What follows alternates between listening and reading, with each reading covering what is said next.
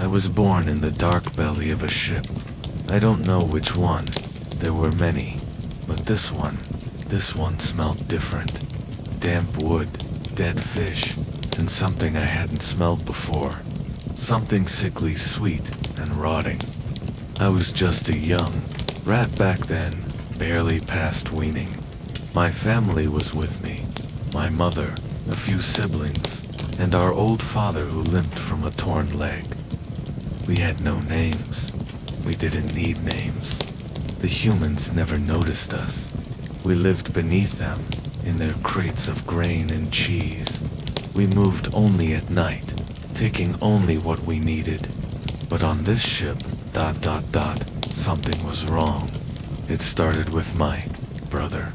He was one of the braver ones, always the first to climb up from the hold, always sniffing out new corners. One evening, he came back twitching. His fur was damp with sweat, or maybe something else. He said his chest hurt, and there were lumps on his belly. He was breathing hard, like he had run a long W. We thought maybe he had eaten something bad. My mother told him to rest.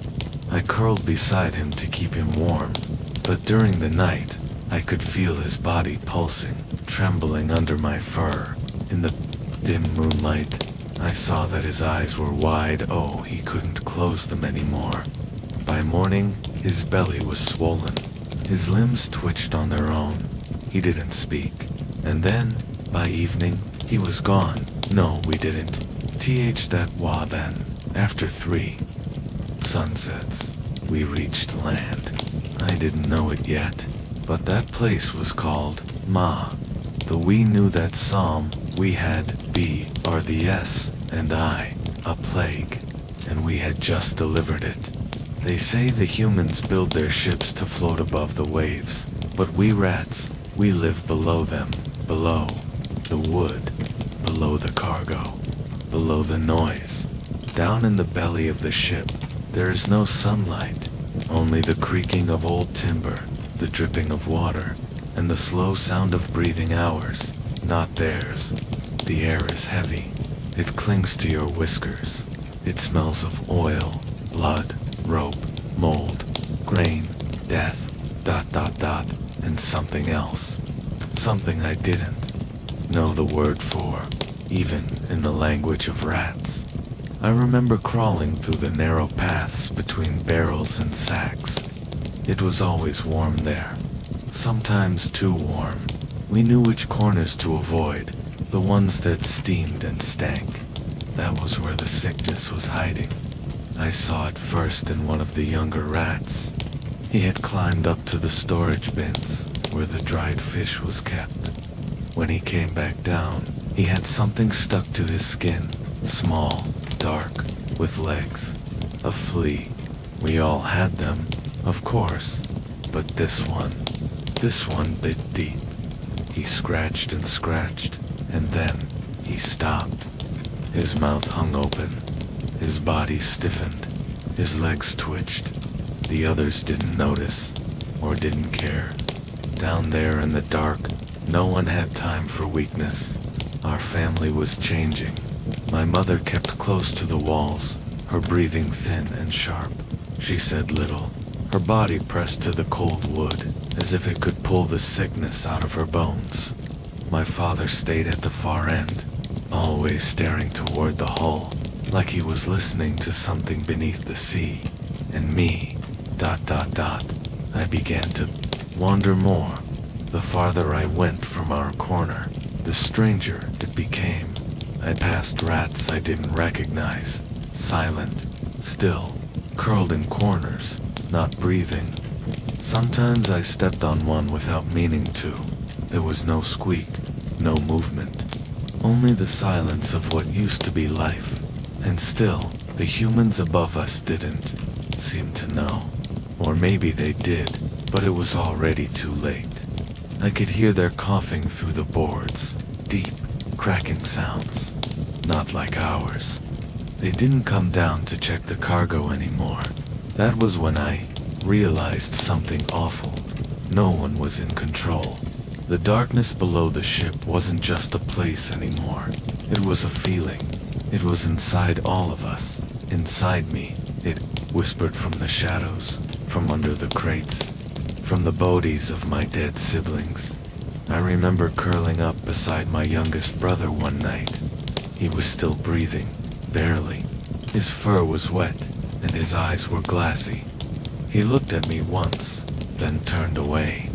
I wanted to believe we would be fine, but down there, in the darkness of the ship, even hope was running out.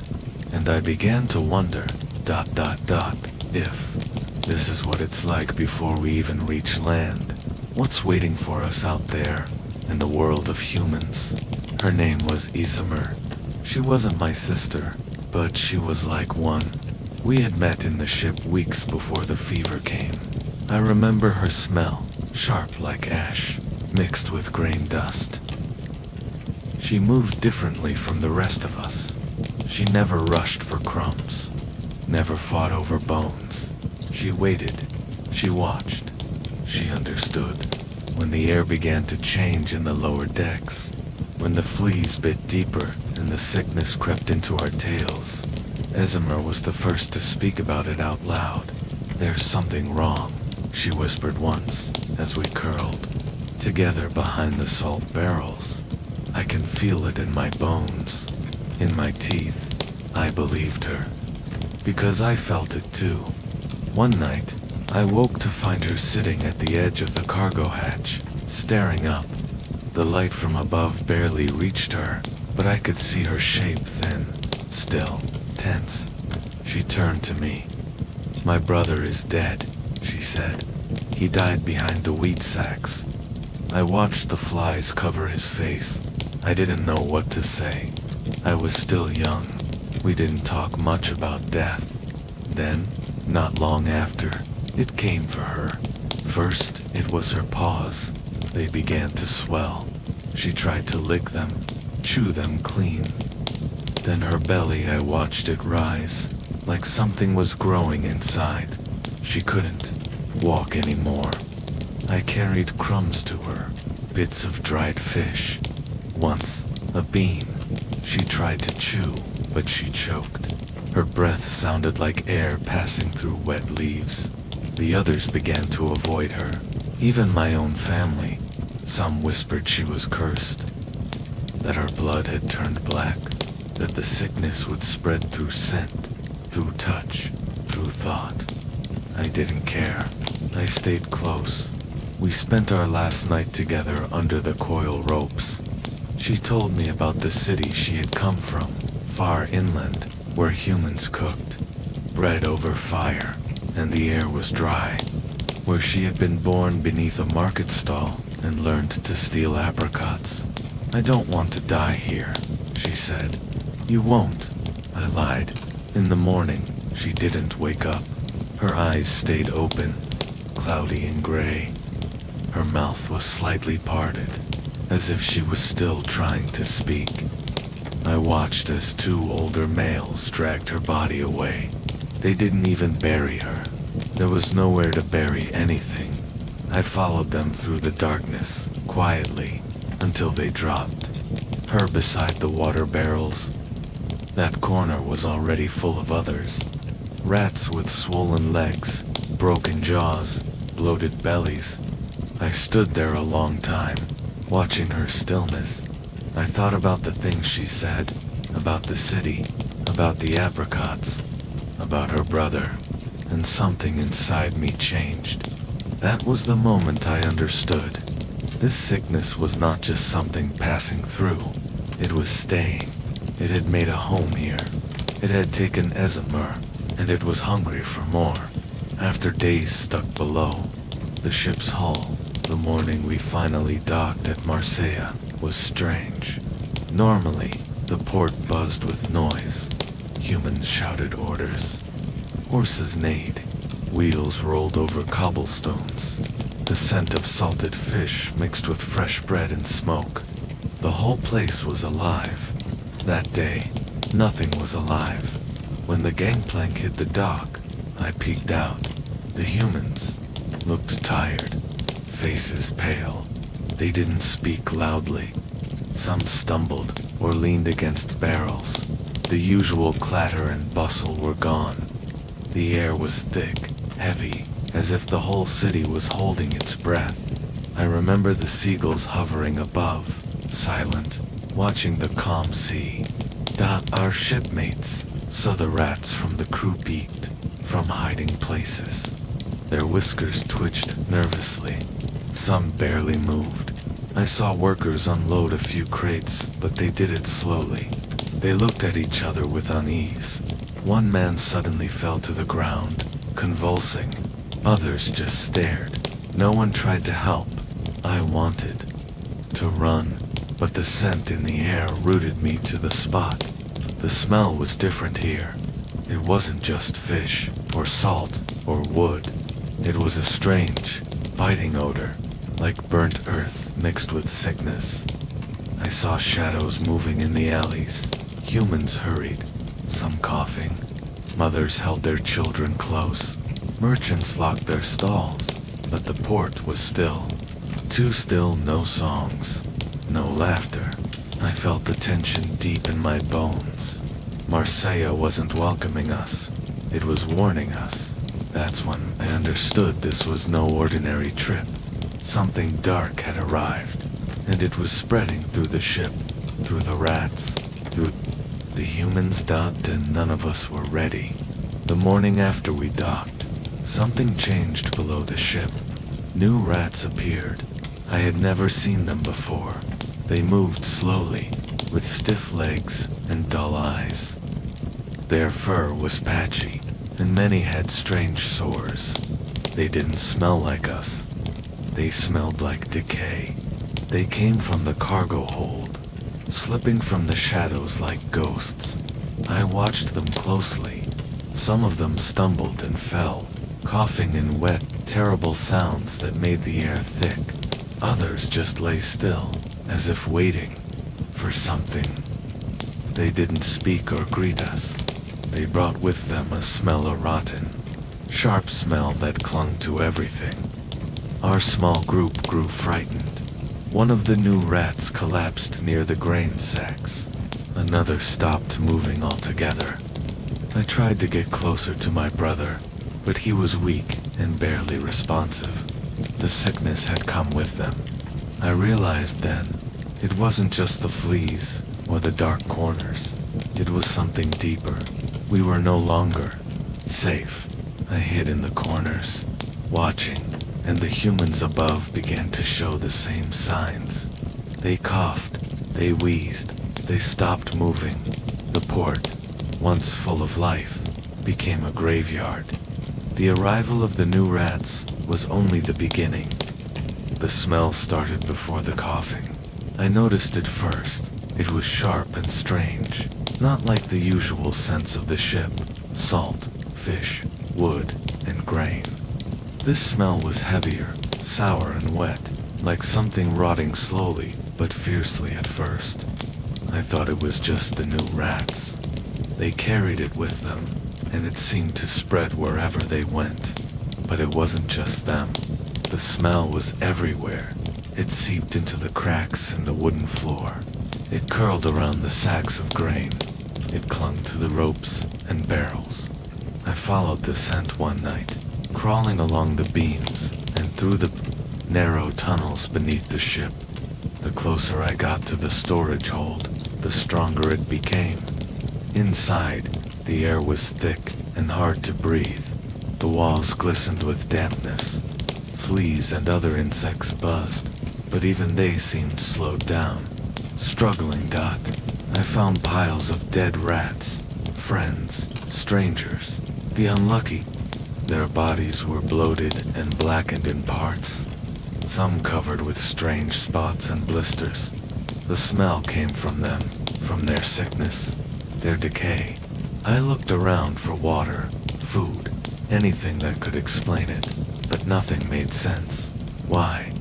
Was the smell growing stronger? Why were the rats dying faster? I heard footsteps above. The humans were moving, but quietly. I caught a faint human scent mixed with the rotten smell. Sweat, fear, something else. That smell was the sickness itself. It was no longer just inside us, it was everywhere, and it was spreading. The humans above us were changing. Before, they bustled with energy, loud voices, heavy footsteps, quick movements, but after we docked, their world grew quiet. I could hear their fear. It wasn't just in their hushed voices or quick glances. It was in the way they moved, hesitant, slow, sometimes frozen. People stopped gathering in the streets. Markets emptied. Stalls closed early. The smell of fresh bread vanished. Mothers held their children tightly, whispering prayers. Men lowered their heads and walked past each other without meeting eyes. Sometimes, I saw them pointing fingers, whispering about others, blaming someone or something. The fear spread faster than any sickness. It was like a heavy cloud hanging over Marseille, suffocating everything. I watched from the shadows as humans hurried to lock doors, pull shutters, and bar windows.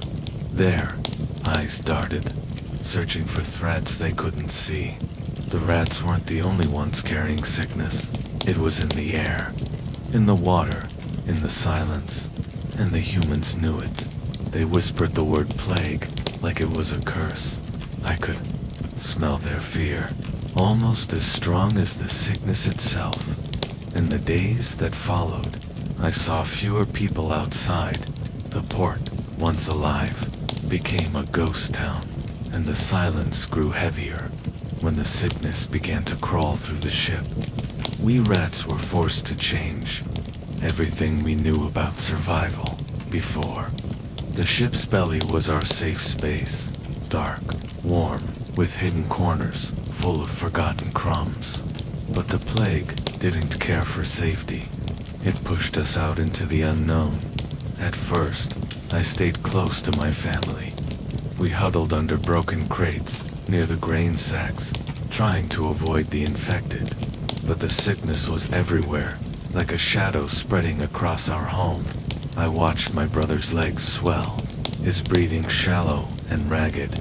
I could see the pain in his eyes, but no one could help him, not even me. As the days passed, the sick began to die, and the healthy fled. Our group grew smaller.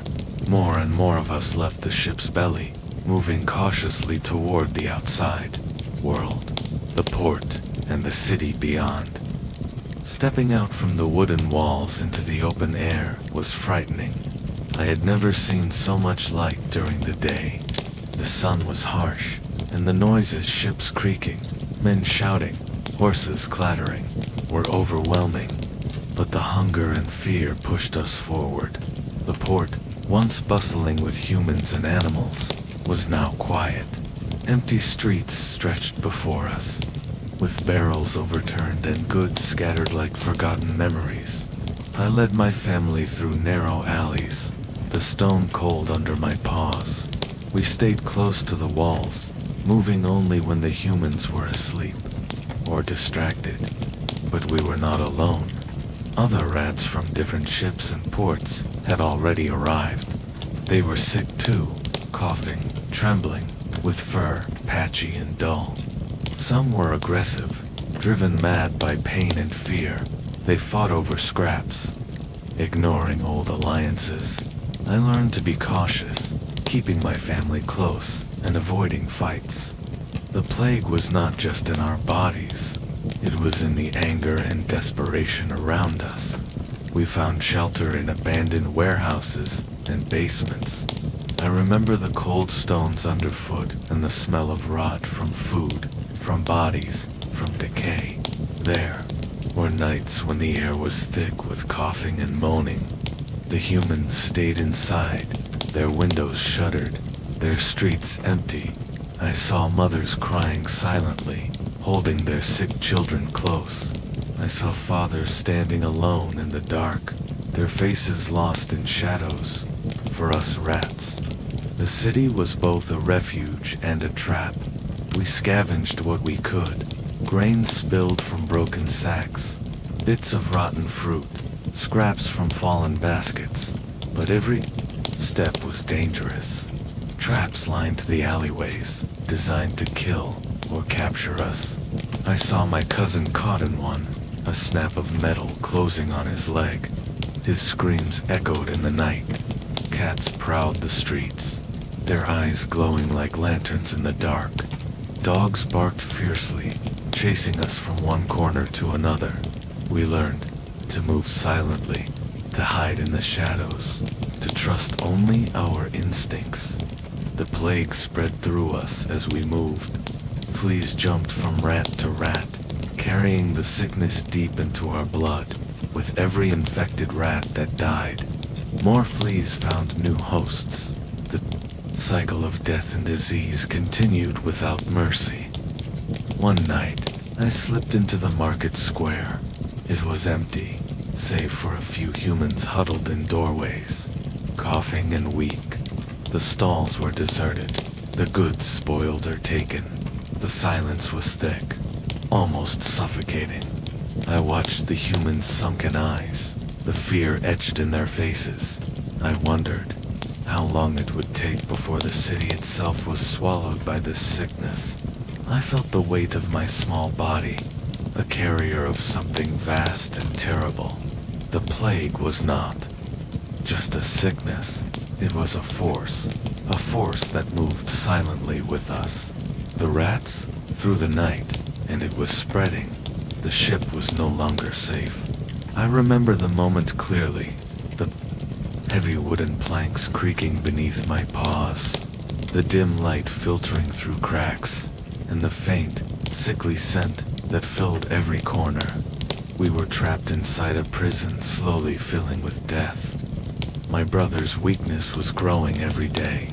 I could barely hear his small breaths. The others in our group were falling one by one. The rats, who were still strong, gathered, whispering, in squeaks and clicks. The sickness was taking everything we knew, our home, our safety. We couldn't wait for death. Escape was our only hope. But how? The ship was a fortress. Humans patrolled above, and the dark corners we hid in were now dangerous traps. Fleas and sickness lurked everywhere. One night, I made a decision. I had to find a way out. I slipped silently past the sleeping humans and down into the lower decks, searching for an opening. The smell was stronger here, rotting food, spilled wine, and the unmistakable stench of decay. I moved carefully, my whiskers twitching with every sound. Suddenly, a shadow moved. A cat. Its eyes glowed, reflecting the dim light. I froze, heart pounding. It didn't see me. Slowly, I backed away. Step by step, I made my way to the edge of the ship, a narrow gap between the hull and the dock. The water below looked black and endless. I hesitated. The jump was dangerous, but staying meant certain death. I gathered the others, whispering urgently. One by one, we slipped through the gap. Some fell into the cold water. I helped pull them out, shivering but alive. Once on the dock, the city stretched before us, dark alleys, empty streets, and strange noises.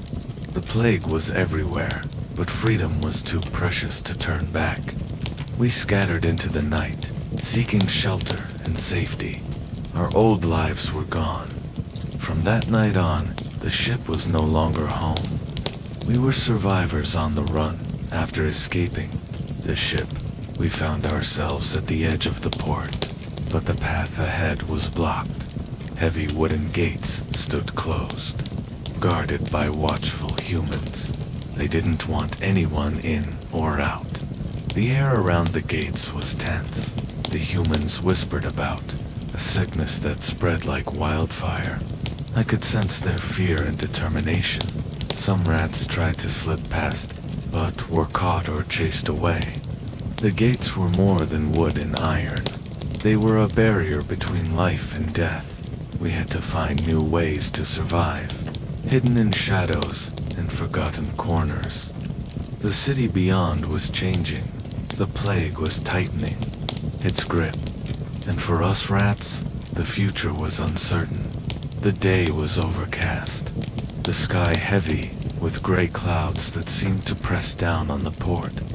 I was hiding in the wooden beams beneath the warehouses, watching the humans as they moved about their work.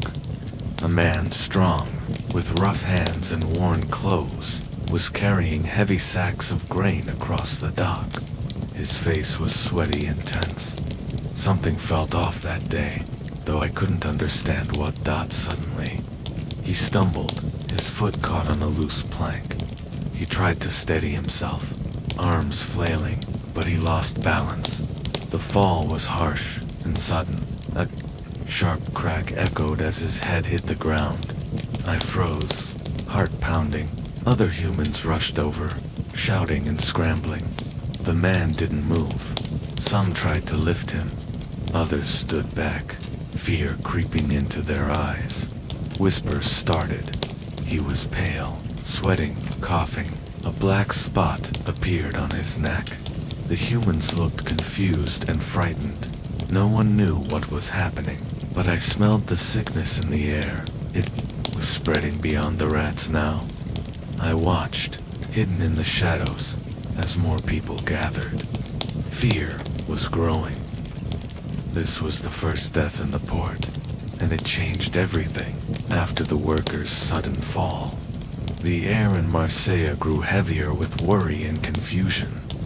From my hidden places beneath the docks, I observed the humans with a growing sense of unease.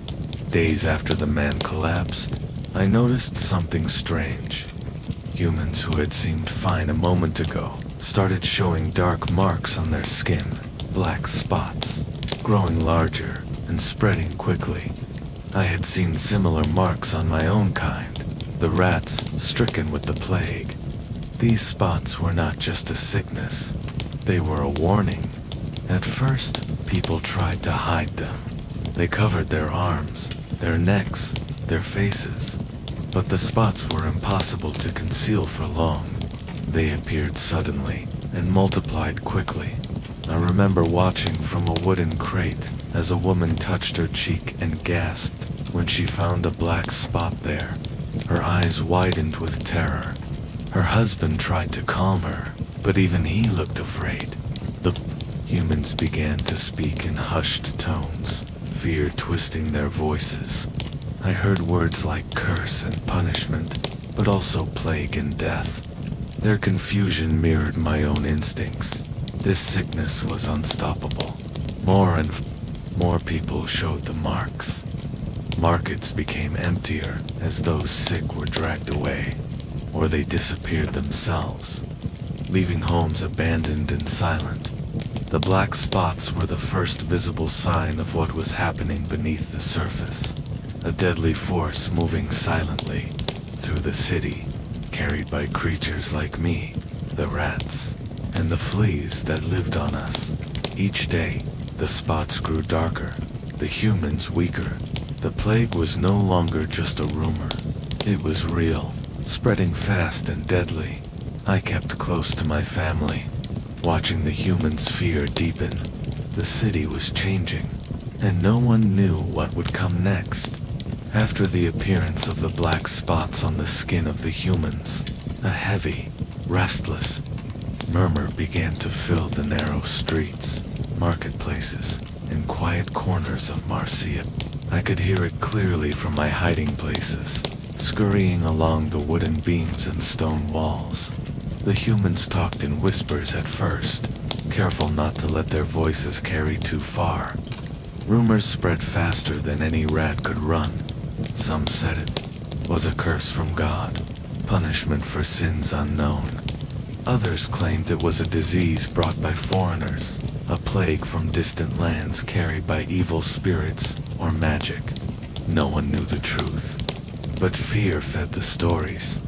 I remember overhearing merchants in the marketplace exchanging anxious words, their eyes darting around as if the very shadows might listen. They say the sickness came from the ships, the ones that came from the east. One merchant whispered to another, "It's the wrath of God. We are being punished," muttered a passerby, clutching a cross tightly. Some believed that the sickness was a sign of the end times, a punishment for the city's sins. Prayers and pleas to saints and gods echoed through the narrow alleys, but there were darker rumors too. Blame was cast on those who were different, strangers, travelers, even the Jewish community who lived in the city. Accusations spread that they had poisoned wells or brought the sickness deliberately. These rumors grew like wildfire, turning neighbors against neighbors, friends into enemies. I watched from the shadows as angry mobs formed, voices rising in anger and fear. People began to avoid certain streets, certain houses, just based on whispers they heard. Even the rats felt the change. The air was thick with tension and distrust. The port, once a place of trade and life, was now filled with suspicion and silence. Rumors were not just stories. They shaped actions. Markets closed early. Homes were locked tight. Groups gathered for prayers and rituals, seeking protection. And through it all, the plague crept on, invisible but deadly. Riding with every flea and rat, feeding on fear and uncertainty, I felt the weight of the city's fear as keenly as the sickness in my own body. For us rats, the spreading rumors meant danger too. Fewer humans were out at night, meaning fewer scraps and more traps.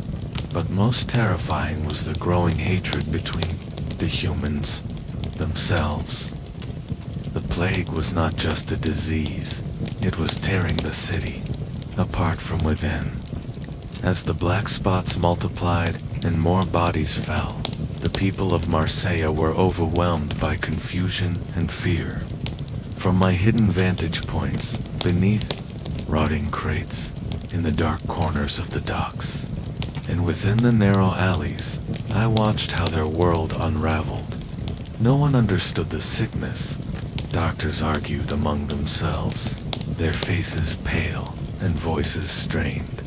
Some blamed bad air, others pointed to invisible poisons, and a few still clung to old beliefs, hoping prayer alone could save them. In the streets, panic grew. Markets emptied, shops closed early, and families barred their doors. People whispered rumors, but could not agree on what to do. Mothers clutched sick children, tears streaking their faces. Fathers paced nervously, seeking answers, but finding none. Confusion turned to chaos as some denied the plague's existence, while others fled the city in desperation. The port, once alive with commerce and life, became a ghostly landscape of silence and suspicion. Humans turned on each other, their faces shadowed with fear and mistrust. I saw neighbors avoid each other, friends grow distant. Some accused strangers of bringing the sickness. Others blamed the Jews or the poor. Amidst this turmoil, I scurried unseen, surviving in the cracks and crevices, sensing the fragile thread holding this city's life together was unraveling fast. As the sickness spread and fear took hold, the humans of Marseille began taking desperate measures. I witnessed from my shadowed hiding spots how the great wooden gates of the port were barred shut, sealing off the city like a cage. The gates were massive, reinforced with iron bands, and guarded day and night by soldiers and watchmen. Their faces were grim and eyes wary. They wanted to keep the sickness from spreading, but also to keep the people trapped inside. I watched as the gates slammed closed with a thunderous boom. The sound echoed through the empty streets and alleyways, a loud declaration that nothing would come in or out. At first, there were protests. People shouted and pleaded to be allowed through, for food, for family, for safety.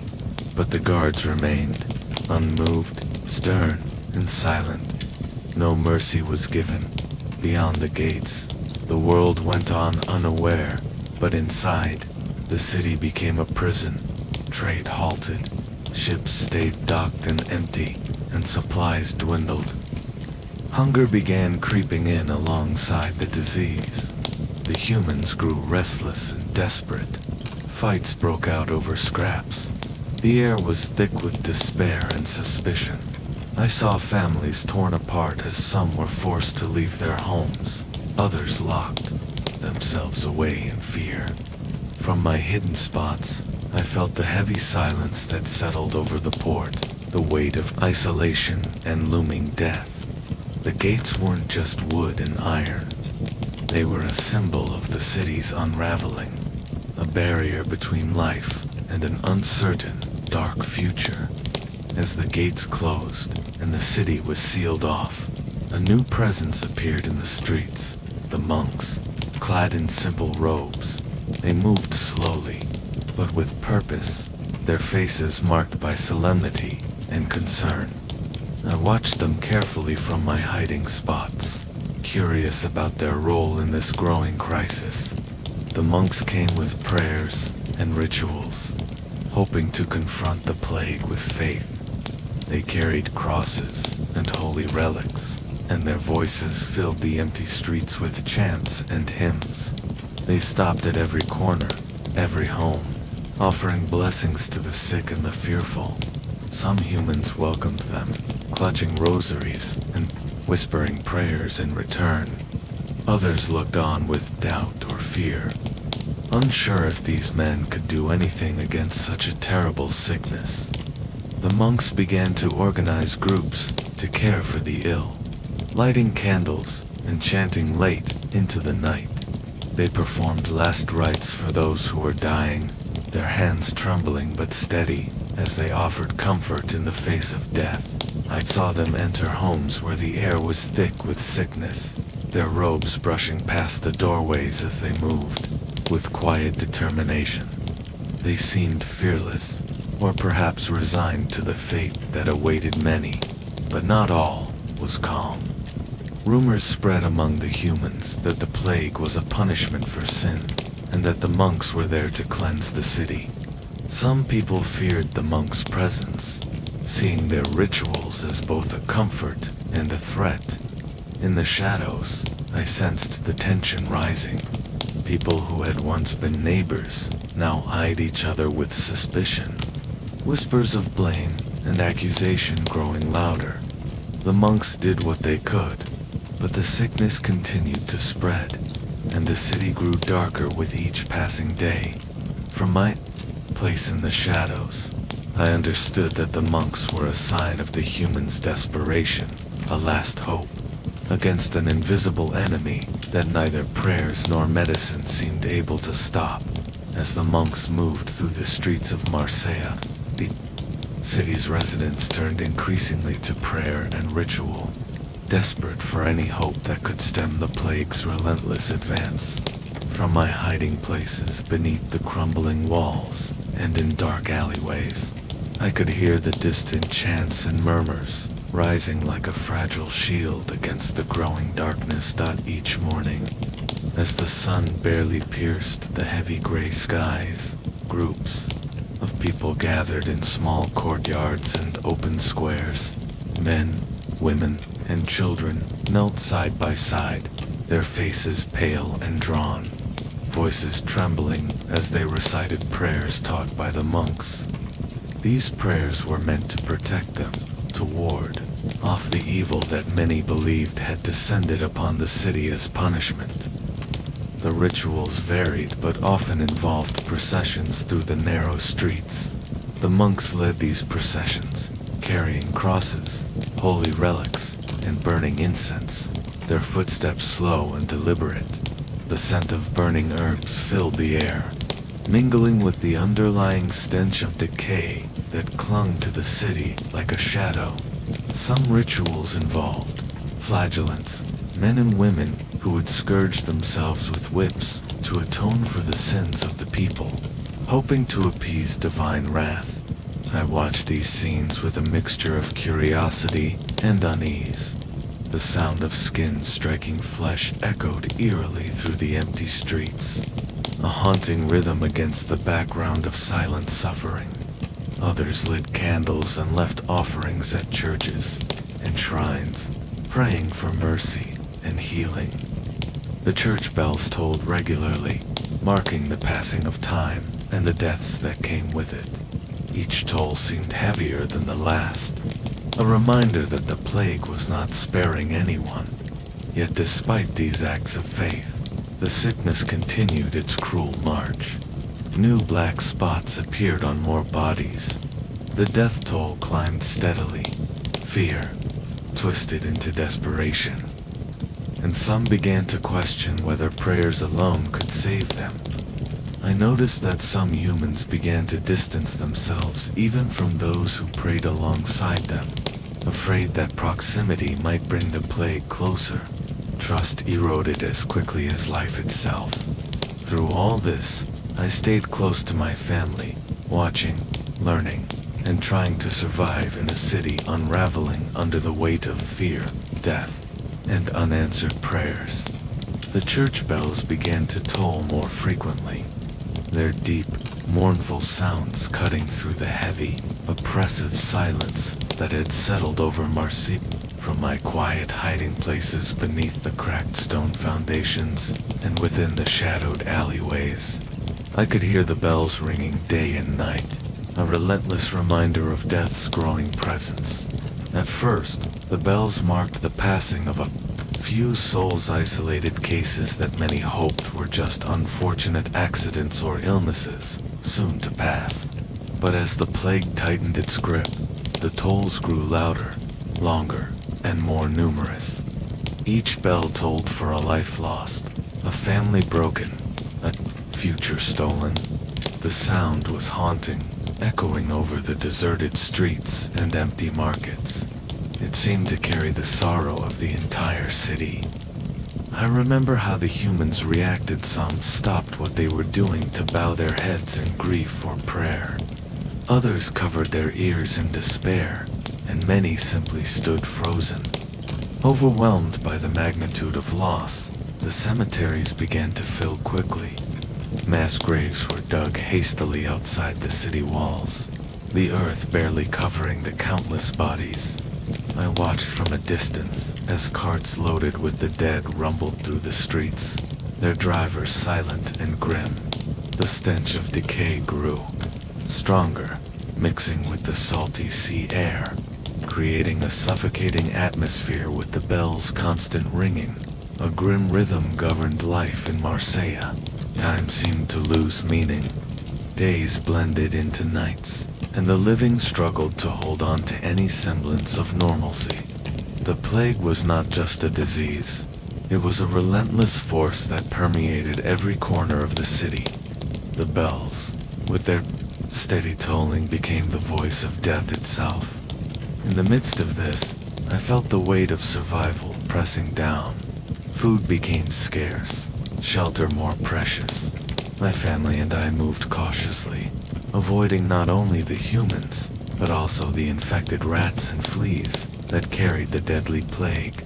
Despite the terror, the city's spirit flickered in small acts of kindness, neighbors sharing what little they had, monks offering prayers, and families holding on to hope. But the sound of the church bells was a constant reminder. The plague would not wait. It demanded attention, respect, and fear. And as long as the bells tolled, no one could forget the shadow that loomed over Marseille. As the days turned into weeks, the number of deaths in Marseille climbed relentlessly, a grim tide washing over the city.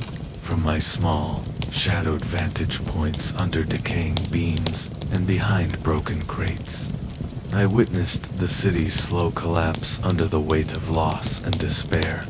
The sick were everywhere.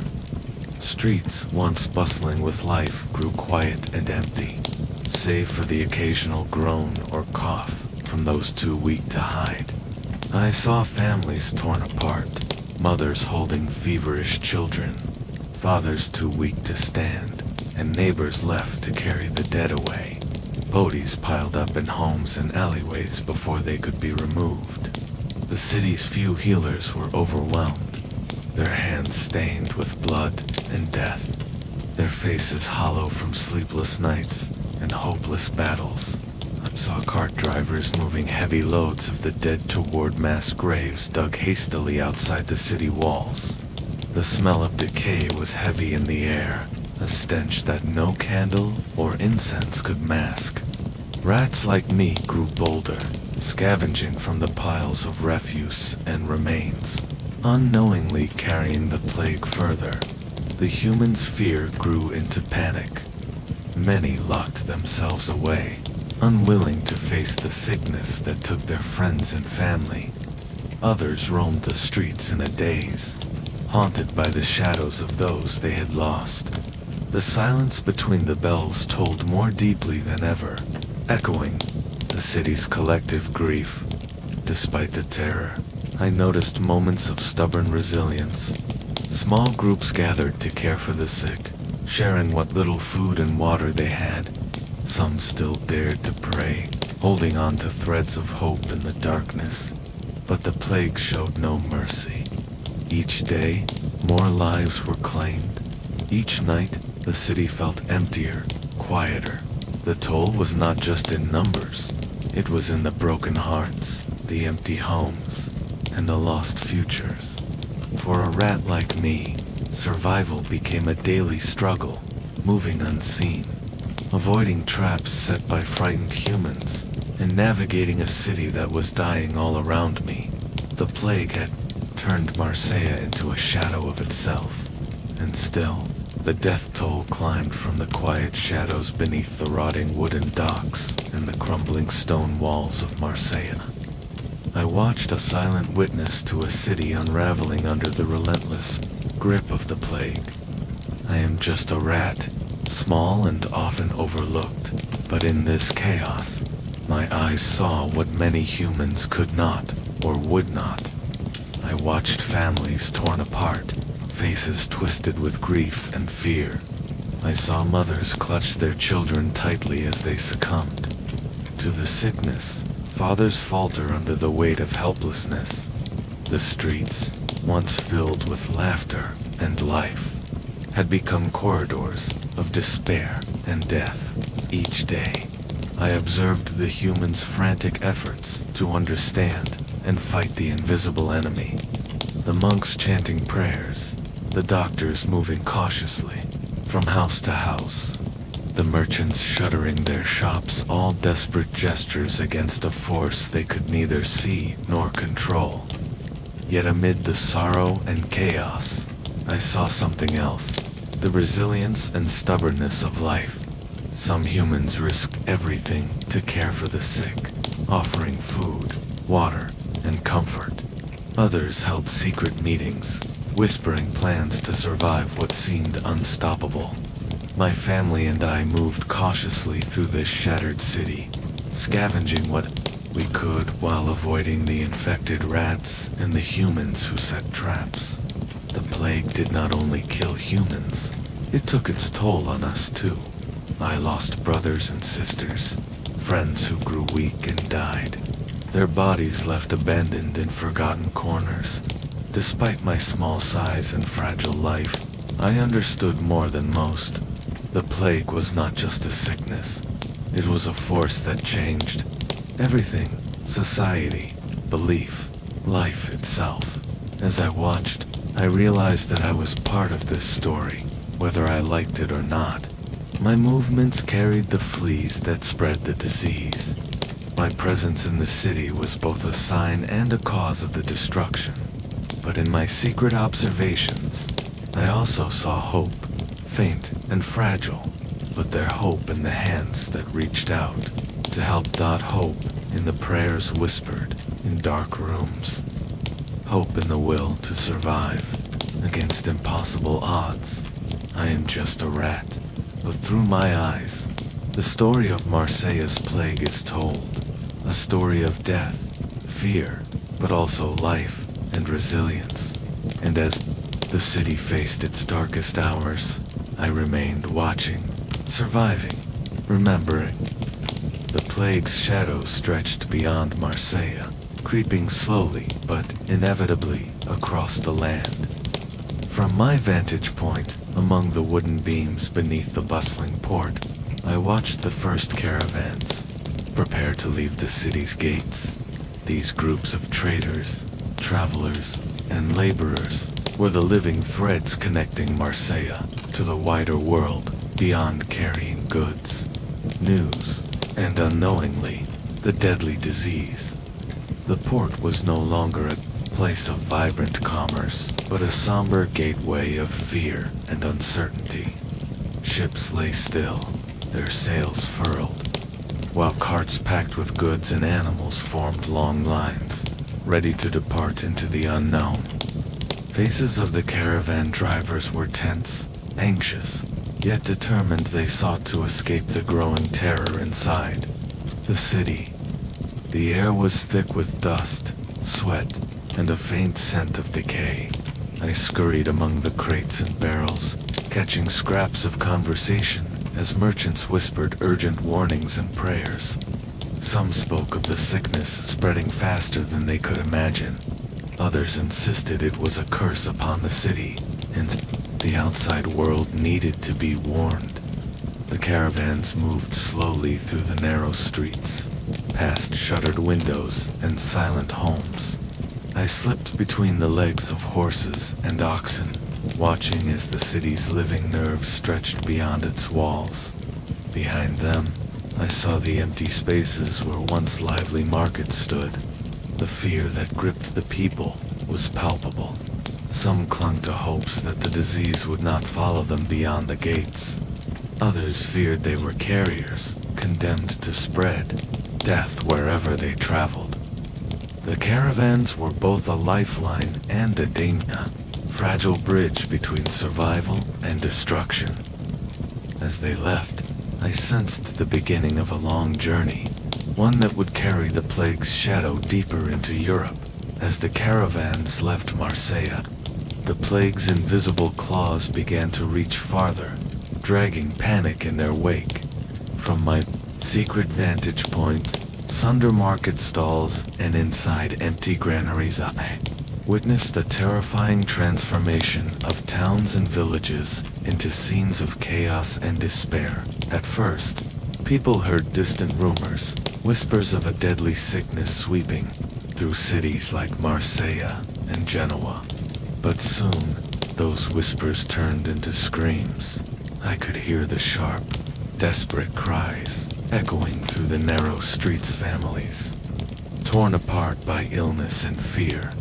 Markets that once bustled with trade fell silent as people abandoned their stalls, fleeing their homes in every direction. Men and women ran through the streets, clutching their loved ones or trying to escape invisible threats. Mothers wailed for sick children, and men shouted orders and prayers amid the growing disorder. The panic was infectious. Even those not yet touched by the disease were overwhelmed by fear, their eyes wild and breath ragged. I saw neighbors turning against neighbors, accusing each other of spreading the sickness or being cursed. Doors were bolted and barred, windows shuttered. The hum of life was replaced by eerie silence punctuated only by distant cries. The local guards tried to maintain order, but they were overwhelmed and fearful themselves. I observed soldiers retreating from their posts, their faces pale, their resolve crumbling. The fabric of society tore at the seams as a rat. I moved unnoticed through this madness, sometimes drawn to the chaos, other times slipping away to safety. The plague was not just a sickness. It was a force that broke down walls, destroyed trust, and fed on fear. The panic, like the disease, spread faster than anyone could contain. Towns that once thrived became ghostly echoes, their streets empty but for the dead and the desperate. The screams and chaos were a new kind of plague, one born of terror, suspicion, and the unknown. The Italian cities, once vibrant with markets, festivals, and daily life, were now shadowed under the relentless spread of the plague. From my hidden places beneath stone bridges and inside abandoned cellars, I watched how the disease reshaped every aspect of human life. In towns like Florence, Venice, and Genoa, the streets, once crowded with merchants and craftsmen, grew eerily quiet. Shops were shuttered. The clatter of carts and the chatter of voices faded into an oppressive silence. Where children once played and people gathered, there was now only the haunting echo of emptiness. Homes, tightly packed and towering with narrow alleys between them, became both refuge and tomb. Families barricaded themselves inside, sealing doors with wooden planks and hanging cloths soaked in vinegar, a desperate attempt to keep the sickness out. I watched from cracks in the walls as some families huddled in fear, whispering prayers and clinging to each other in the poorer quarters.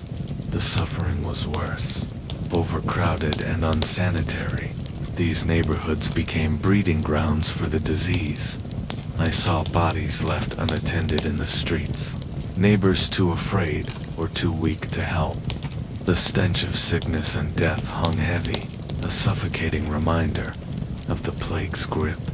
The merchants who once controlled trade routes were either gone or silent, their shops empty and goods rotting. The grand canals of Venice were deserted, gondolas left unmanned, floating aimlessly. The markets that once brought the hum of commerce now housed only rats like me, scavenging the remnants. Hospitals overflowed. The few doctors and healers who remained worked tirelessly, often falling victim themselves. I observed their makeshift wardrooms filled with coughing, feverish bodies, the air thick with the scent of herbs and despair. They tried remedies, herbs, bloodletting, prayers, but none could halt the invisible enemy. Social order weakened. Fear bred suspicion. Accusations of witchcraft and betrayal flew freely. Some blamed outsiders or minority groups, turning neighbor against neighbor. Public gatherings were banned, churches emptied, and the once vibrant city life faded into isolation. Yet amid the darkness, moments of courage appeared. Caretakers risked their lives to tend the sick. Monks and nuns continued their rituals, offering solace in a world slipping into chaos. Small communities formed quietly, sharing what little food and water remained. For me and my family, survival meant navigating this fractured world carefully. We dodged humans, desperate and dangerous, avoided traps, and scrounged for food amidst the ruins. The plague took many of our kind, and each loss was felt deeply. Life in the Italian cities had changed forever, the grandeur and noise replaced by silence and shadows. The plague was not just a sickness, it was a force unraveling the very fabric of society. As the plague tightened its grip on the Italian cities, I observed a profound transformation in human behavior. People withdrew from the bustling streets into the confines of their homes, turning their once open lives into isolated existences, marked by fear and desperation.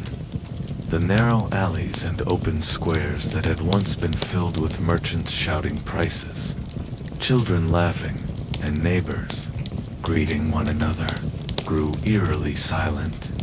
Doors were bolted and barred, windows shuttered tightly, and the clatter of daily life faded to a distant memory.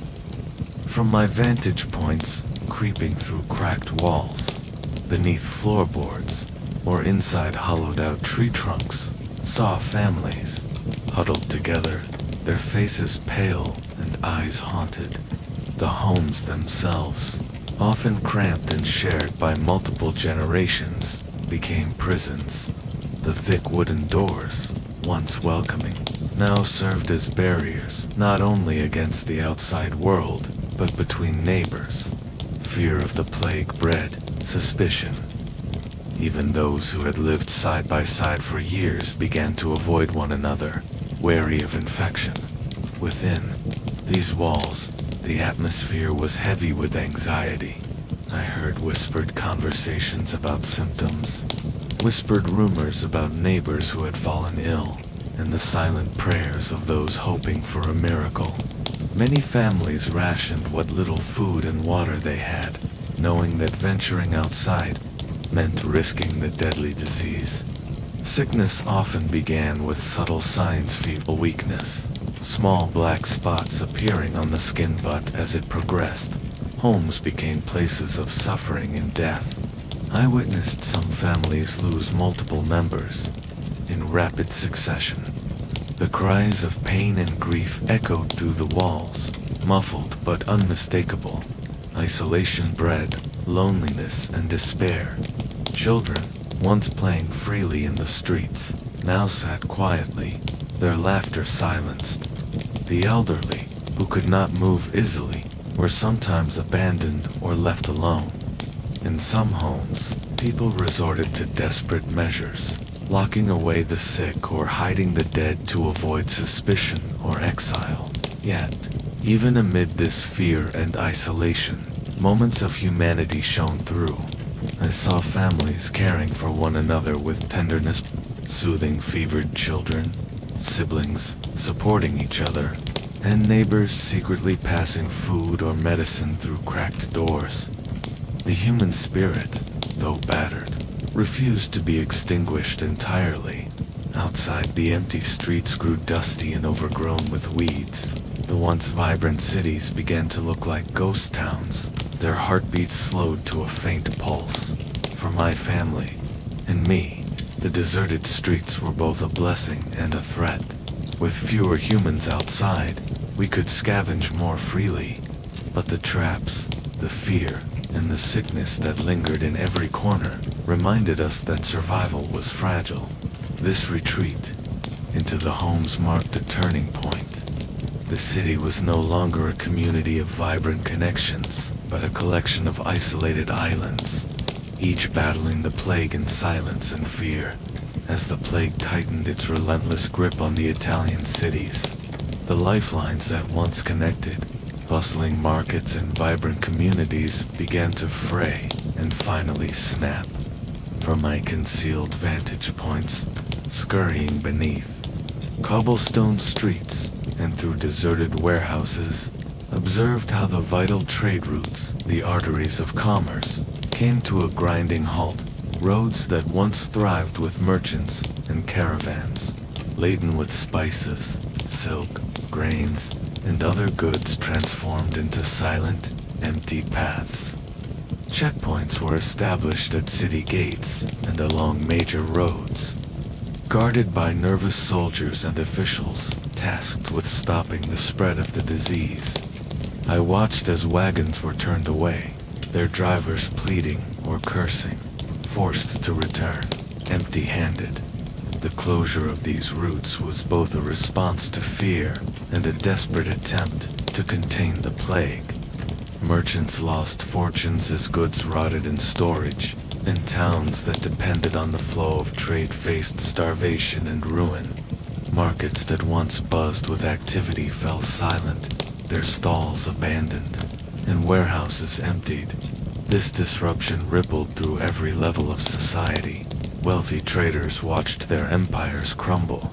Artisans and laborers found themselves without work, and common people faced shortages of food, medicine, and essential supplies. Starvation and desperation spread alongside the plague itself. I noticed the subtle changes in the city's atmosphere. Fewer carts rolled through the streets. The sounds of bargaining faded, and the once lively ports lay eerily still. Ships that had regularly sailed between cities remained docked, their crews restless and fearful. The closing of trade routes also sparked suspicion and paranoia. Travelers were viewed with mistrust, accused of carrying the deadly disease. Some were turned away harshly, while others disappeared under mysterious circumstances. For my family and me, the closing routes meant fewer scraps left behind by busy markets and docks. We had to venture further and take greater risks to find food and shelter. The city, once a sprawling maze of life and activity, now felt more like a cage. This halt in commerce marked a profound shift not just in the economy, but in how people lived, moved, and survived. The world was shrinking, the connections fraying, as the plague isolated communities one by one. As the plague spread and the human world grew fearful and fragmented, the rats, creatures like me, became even more central to the unfolding story, though the humans barely noticed. From shadowed corners and hidden tunnels beneath the Italian cities, I observed how our kind moved boldly through the empty streets, alleys, and buildings, following the scents of food, waste, and the traces of the sick. With people retreating indoors and markets shutting down, we found the cities quieter but more dangerous in some ways. Traps and poisons were set by terrified humans trying to protect what little they had left. I lost family members who fell victim to these deadly devices. Yet, despite these dangers, we adapted quickly, slipping through cracks, climbing walls, and scavenging wherever possible. The cities themselves had become vast, dark labyrinths.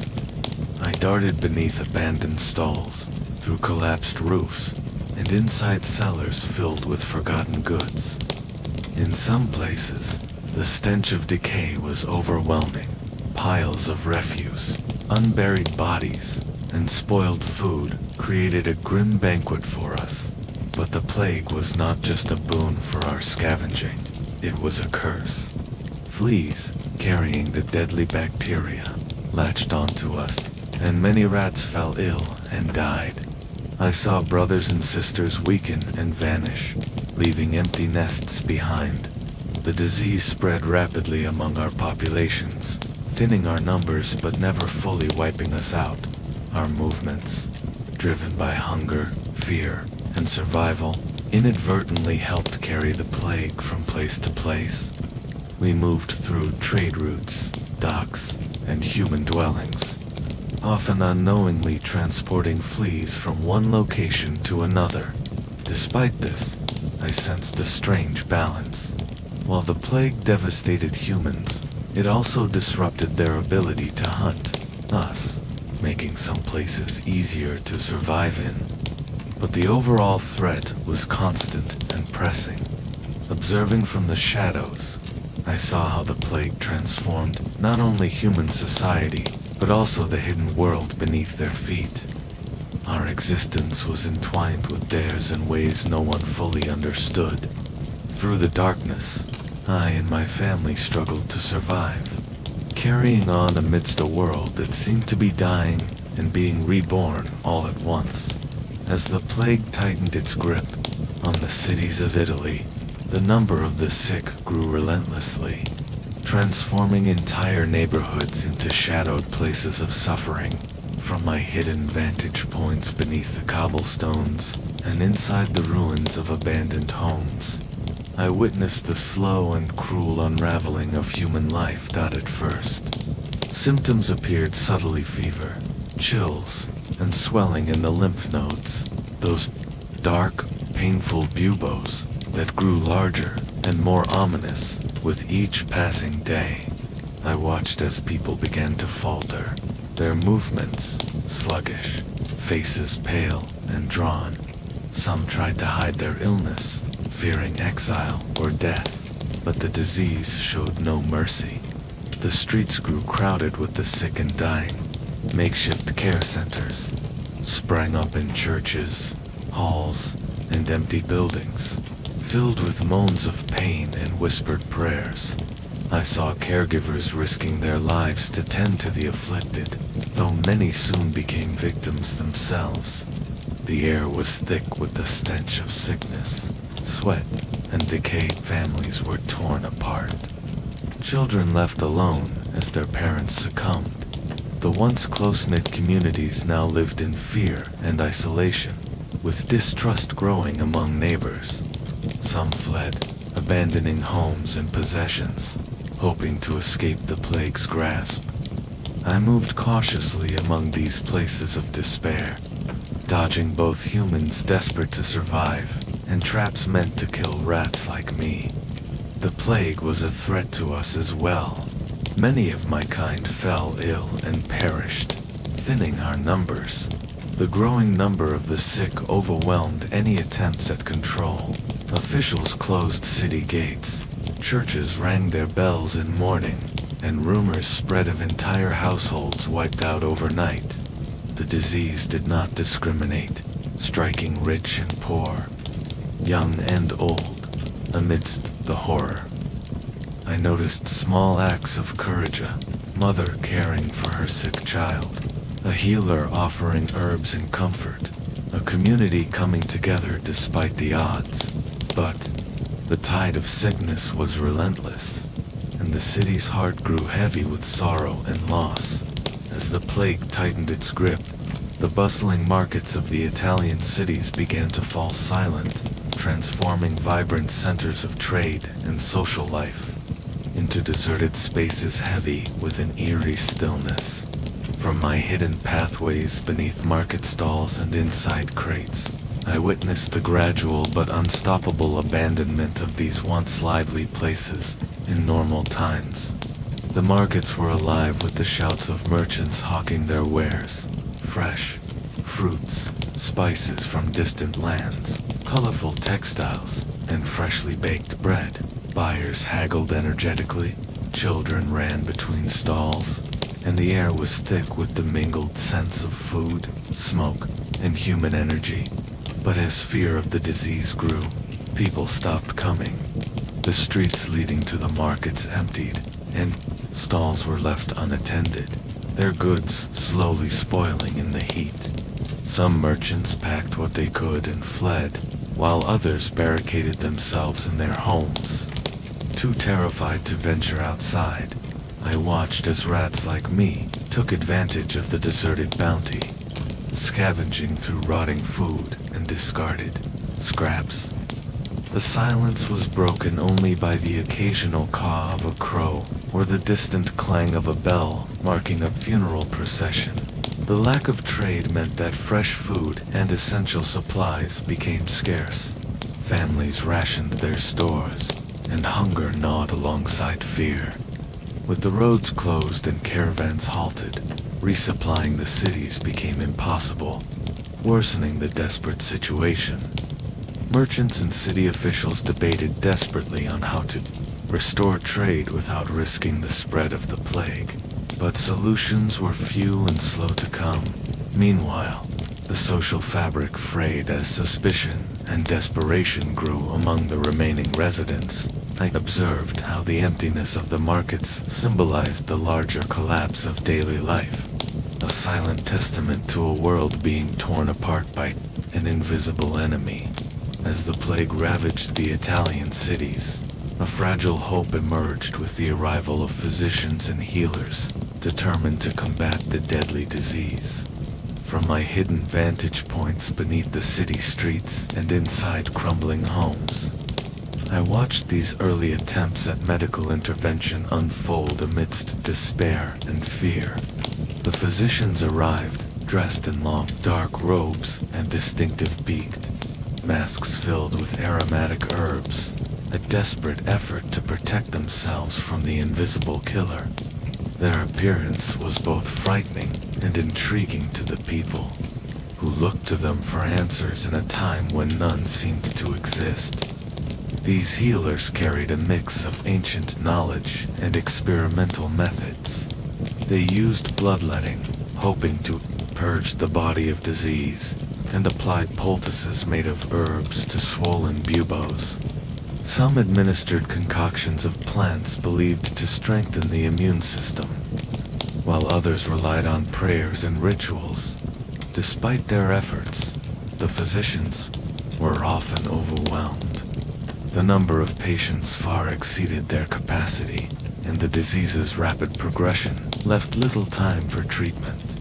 I saw many of these healers fall ill themselves, succumbing to the plague they sought to cure. Hospitals and care centers were overcrowded, filled with the sick and dying. The air was thick with the scent of medicines, sweat, and fear. Families watched helplessly as loved ones weakened and despair deepened. The arrival of physicians brought a mix of hope and skepticism. Some viewed them as saviors. Others feared they might carry the disease or be agents of dark forces. The city's atmosphere was tense, filled with a desperate longing for relief and an undercurrent of suspicion. For my family and me, the presence of physicians meant new dangers and opportunities. Traps and quarantines became more common, but discarded medicines and foods sometimes offered sustenance.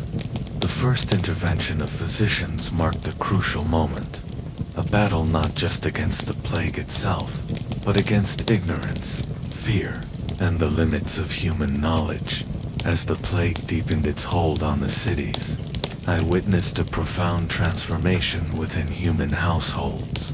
Doors that once opened freely to neighbors and friends now slammed shut and bolted tight, sealing families inside like fragile islands amid a sea of fear and death.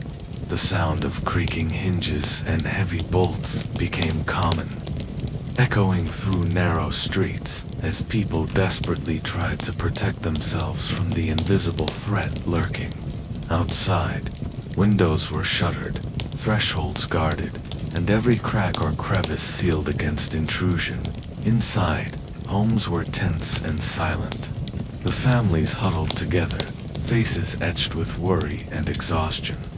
Food was rationed strictly, as leaving the safety of these barricades meant risking not only the plague, but also the suspicion of others who might accuse them of bringing sickness in. I often found refuge in the shadows near these doors, sensing the thick atmosphere of isolation and dread. Occasionally, I could hear whispered prayers, murmured fears, or the faint sobs of those mourning lost loved ones. Yet, despite the solitude, the human will to survive burned quietly within. Outside, the streets grew lonelier each day. The usual clamor of daily life was replaced by an oppressive silence punctuated only by distant funeral bells, or the hurried footsteps of those still daring to move between homes. This closing of doors symbolized not only a physical barrier, but also the unraveling of community ties. Neighbors became strangers, and the city's pulse slowed to a faint, hesitant beat. For my family and me, these sealed doors both shielded and trapped us. We had to navigate a landscape of human fear and caution, finding ways to scavenge and survive without attracting attention. The closing of doors at home marked a poignant chapter in the plague's story, a moment when isolation became both shield and prison, reflecting the deep human struggle to endure amidst overwhelming loss. The streets once filled with lively markets, and every day, chatter transformed into silent corridors of dread and solemnity. From my shadowed places beneath the city's stones, I watched as groups of robed monks began to wander the deserted roads. These were the Rahabla religious men who took it upon themselves to roam through the plague-ridden cities, their steps slow and heavy with purpose, clad in simple brown or black habits. Carrying crosses or prayer books, they moved solemnly from street to street. Their presence was a mixture of comfort and unease for the few humans still venturing outside. They chanted prayers aloud, hoping to ward off the sickness, and held public processions asking for divine mercy. These monks believed their suffering and prayers could appease higher powers and cleanse the city's sin, a perspective that offered hope to some and fear to others. I noticed that they often stopped before houses where the sick or dead lay, reciting long prayers while their voices echoed down narrow alleys. Despite their devotion, many were not spared from the plague themselves. I saw some monks falter and collapse, while others continued their path with unwavering resolve. Driven by faith and duty, their processions sometimes stirred mixed reactions. Some people welcomed the spiritual presence, joining in the prayers or seeking blessings. Others were suspicious, fearing that the monks carried the disease or that their rituals might bring more harm than good. For my family and me, these wandering Rahabler were both a reminder of the plague's deep impact and a symbol of human attempts to find meaning amidst chaos. Their footsteps marked the city's spiritual struggle as much as its physical one. As the plague tightened its grip on the city's, fear and desperation gave rise to a darker human behavior, the search for someone to blame. From my hidden spots, beneath crumbling walls and inside deserted cellars, I watched how people's anxiety transformed into suspicion and accusation. The search for a Gunakakizi, or a scapegoat, grew more intense with each passing day. Some blamed outsiders, travelers, and merchants who had recently arrived in the city.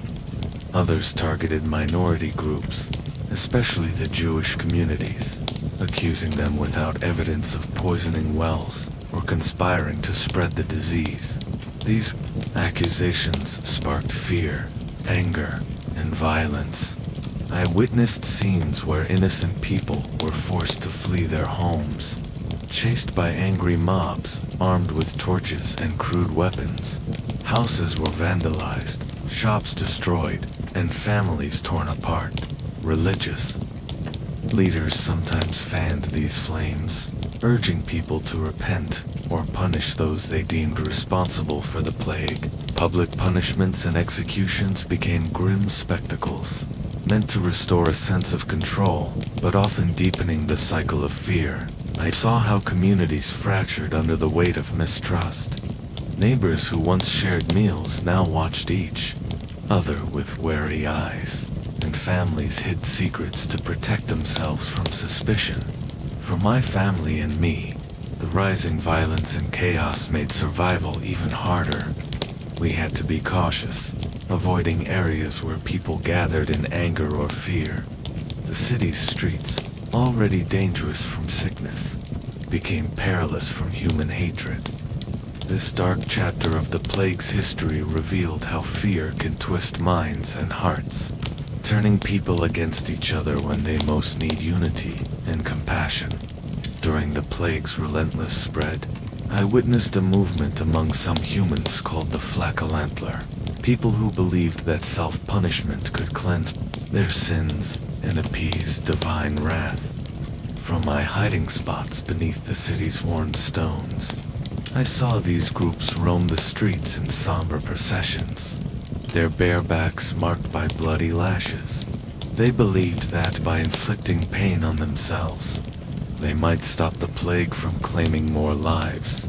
I watched as groups of men marched through the empty roads, chanting prayers and whipping their own flesh with chains or leather straps. The sound of their cries and the slap of lashes echoed hauntingly through the silent city. Passers-by sometimes joined these processions or watched with a mixture of fear, pity, or disbelief. Some saw the Flocalantler as holy warriors battling evil, while others viewed their acts as desperate and futile. Despite their fervor, many of these men fell ill themselves, the plague indifferent to their suffering.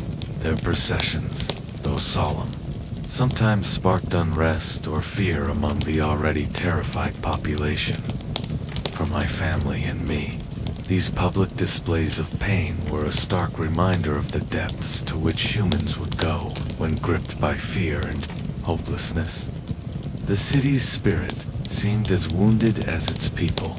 As the plague ravaged the cities and despair deepened, the church stepped forward with urgent calls to the people From my quiet hiding spots beneath crumbling buildings, I observed how clergy members, priests, and bishops addressed the frightened populace, urging them to repentance, faith, and obedience.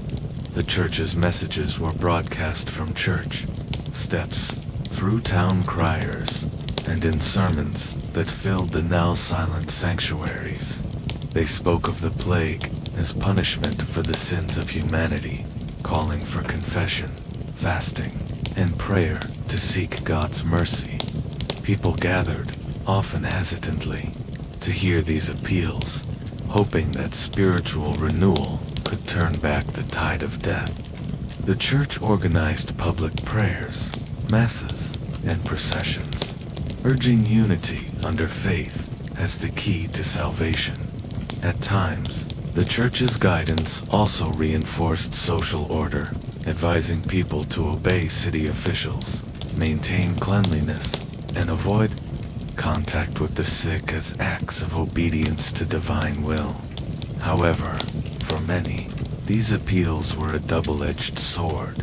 While some found comfort and purpose, others grew frustrated with what seemed like empty words amid mounting suffering. I saw how the church's presence shaped daily life, influencing actions, beliefs, and hopes. The clergy moved among the people, offering sacraments, last rites, and words of consolation, even as they faced the same dangers. For my family and me, the church's calls echoed through the empty streets, a reminder of the human search for meaning and hope in the darkest times. As the plague swept through cities and countryside alike, I observed how humans tried to make sense of the relentless disease through various beliefs and superstitions. From my hiding places in shadowed corners and beneath rotting wood, I heard whispers and saw actions shaped by these ideas, which reflected fear and hope in equal measure. Many believed the Black Death was a punishment sent by God for human sins. This belief led to widespread calls for repentance and confession. People thought that acts of piety, such as fasting and prayer, might appease divine wrath and stop the plague. Others saw the disease as a form of divine purification, a painful but necessary step towards spiritual cleansing. Some believed the plague was caused by miasma, poisonous air rising from swamps, rotting corpses, or foul smells. This led to efforts to cleanse the air with burning herbs, perfumes, and fires in the streets. Practices that I observed happening near the marketplaces and homes. Astrology and celestial events were also blamed. People thought that unusual alignments of planets or comets heralded the coming of the disease. I saw how some city dwellers consulted astrologers or carried charms meant to protect them from these cosmic influences. In some areas, strange rituals developed, processions, offerings, and symbolic gestures meant to ward off evil. These acts ranged from solemn prayers to more bizarre customs, often performed in desperation. These beliefs deeply affected human behavior. Some became more devout and charitable, while others turned fearful and suspicious, leading to scapegoating and social unrest. For my family and me, these human reactions were as much a part of the plague's story as the disease itself. I could sense how hope and fear shaped the world outside our hidden refuges. As the plague spread relentlessly through the cities, authorities and religious leaders faced a difficult decision whether to keep mosques and churches open or close them to prevent further spread. From my hidden vantage points beneath crumbling walls and within empty streets, I observed the tense and unsettling moment when these sacred places began to shut their doors. Mosques and churches, once bustling with worshippers, echoed only with silence and shadows. The faithful were told to stay home, to avoid gatherings that could accelerate the disease's deadly reach. Bells that once rang to call the community together were stilled, and the grand doors that welcomed prayers and solace were barred. This closure was a profound change. Religious rituals and communal prayers had been a central part of life, providing comfort and connection.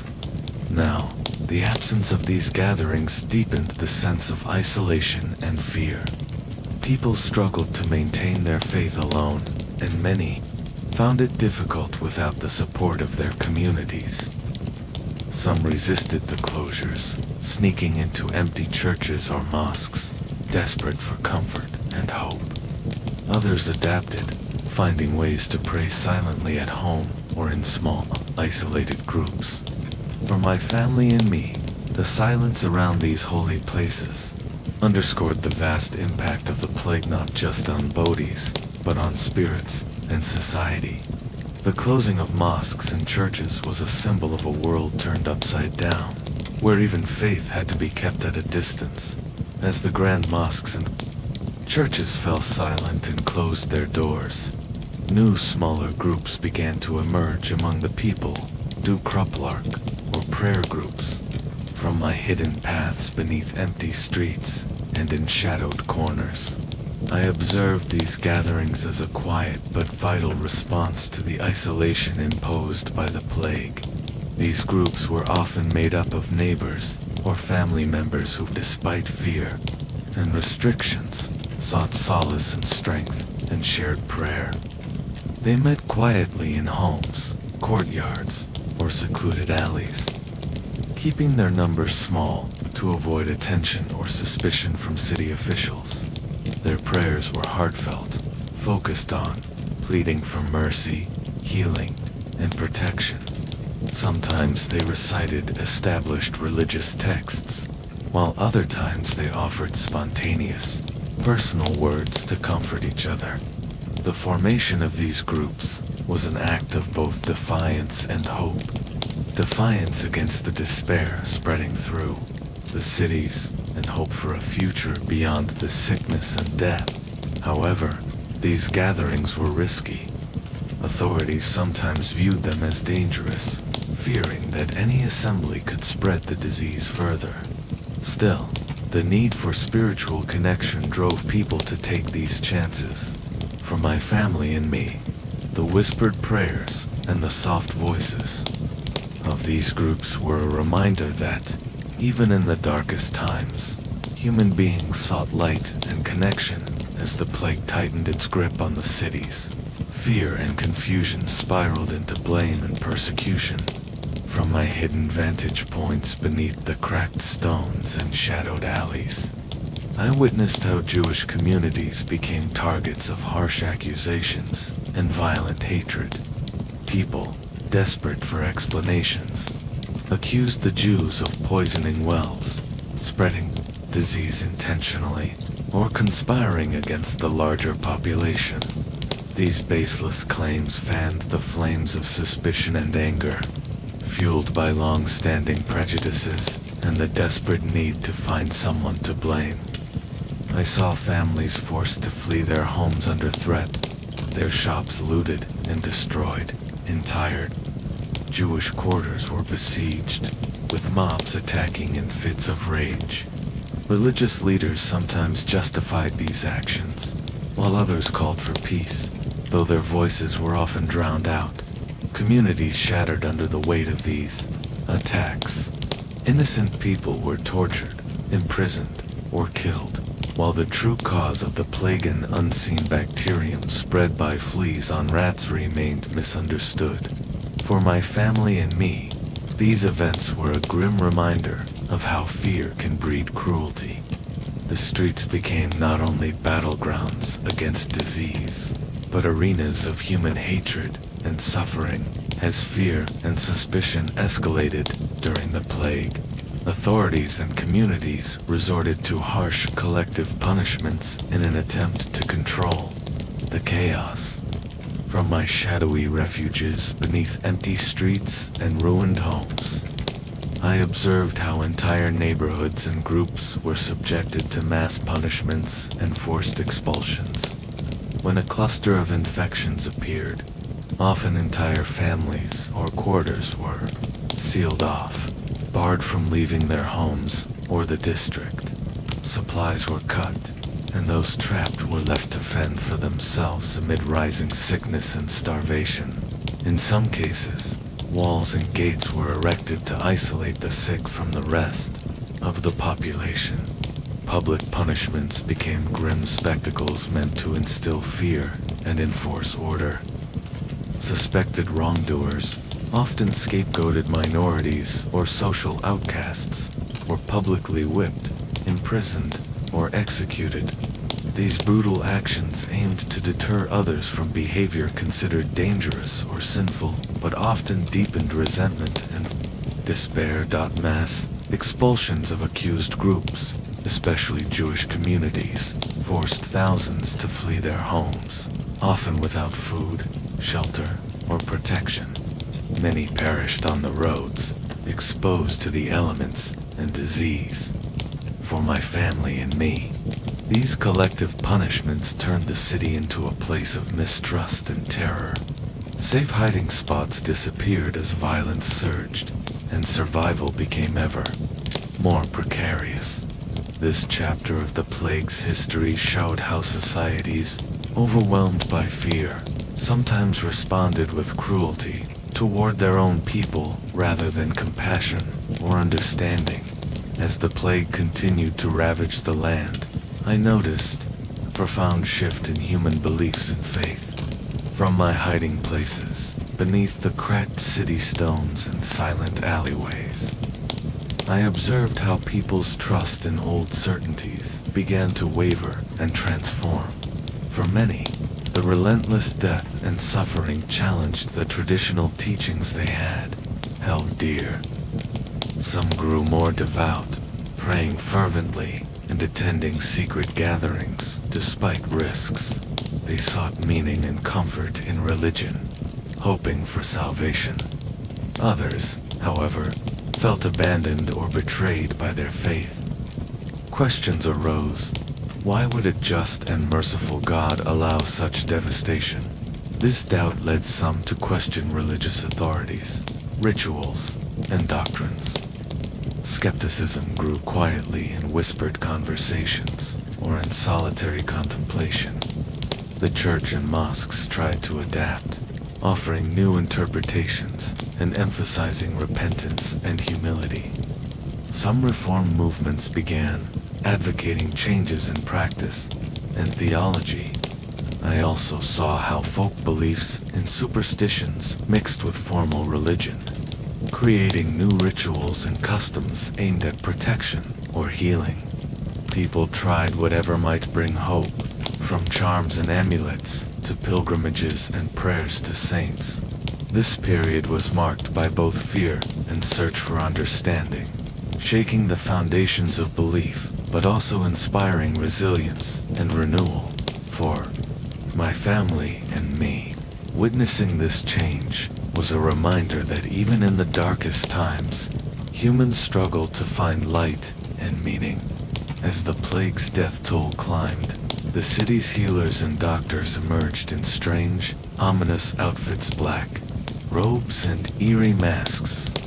From my hidden places, under floorboards and inside crumbling walls, I watched these doctors approach the sick, their figures wrapped head to toe in heavy black cloaks.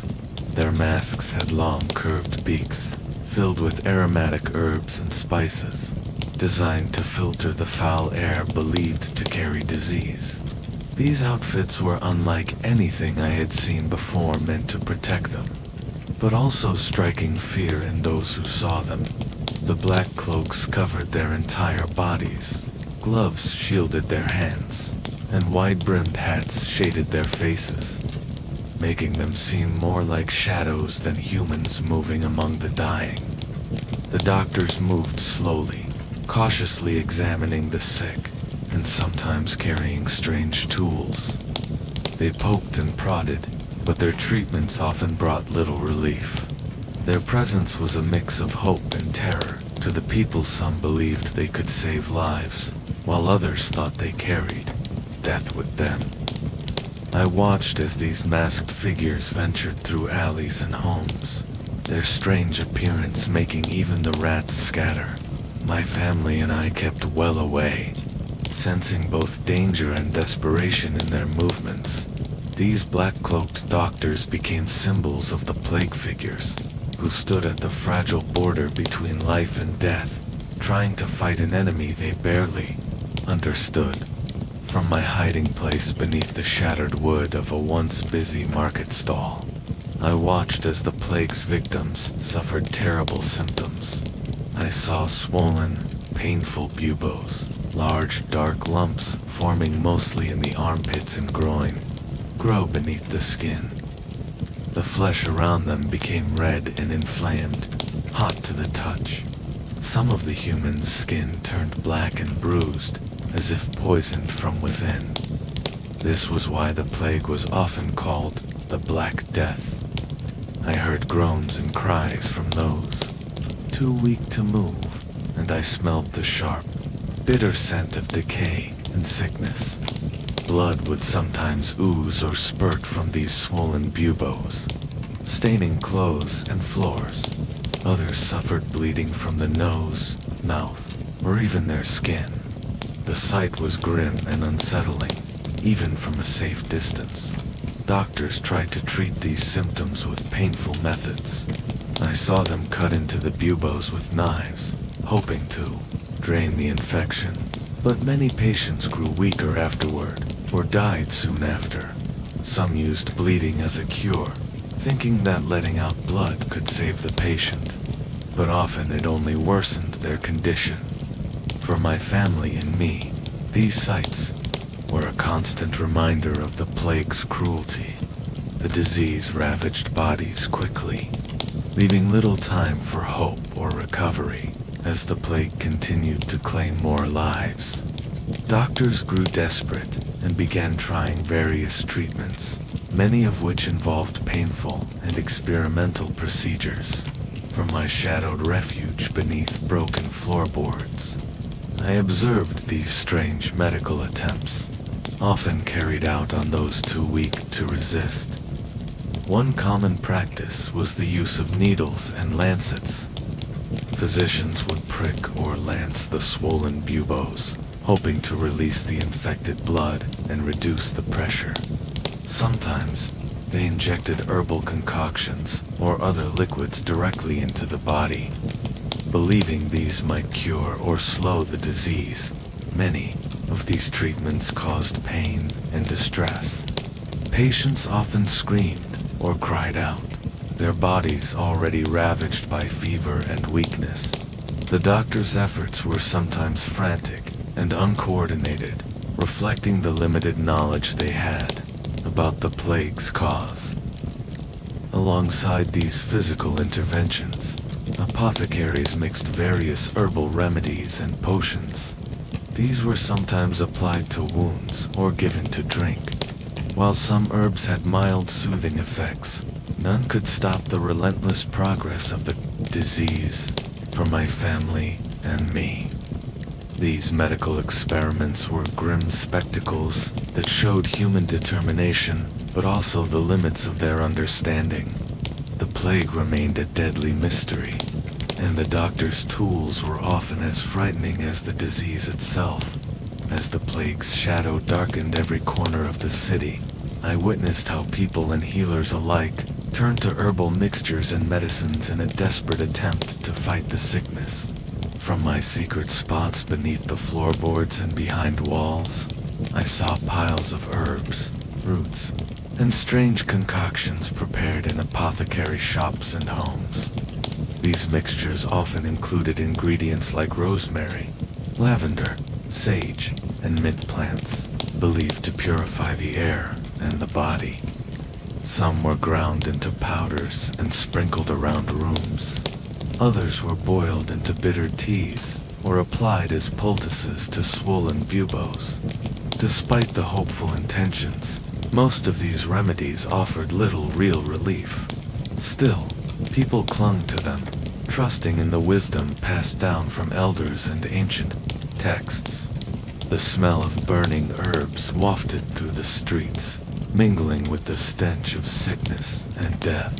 I watched as families carefully applied these herbal treatments, sometimes washing their faces with vinegar or carrying sachets filled with aromatic plants to ward off the bad air. Even the doctors incorporated some of these potions into their treatments, hoping to slow the disease or soothe symptoms. For my family and me, these herbs were a faint glimmer of hope in a dark time, a sign that humans fought back with what little knowledge they had. Yet the plague spread was relentless, and the healing powers of these plants often fell short as the days passed.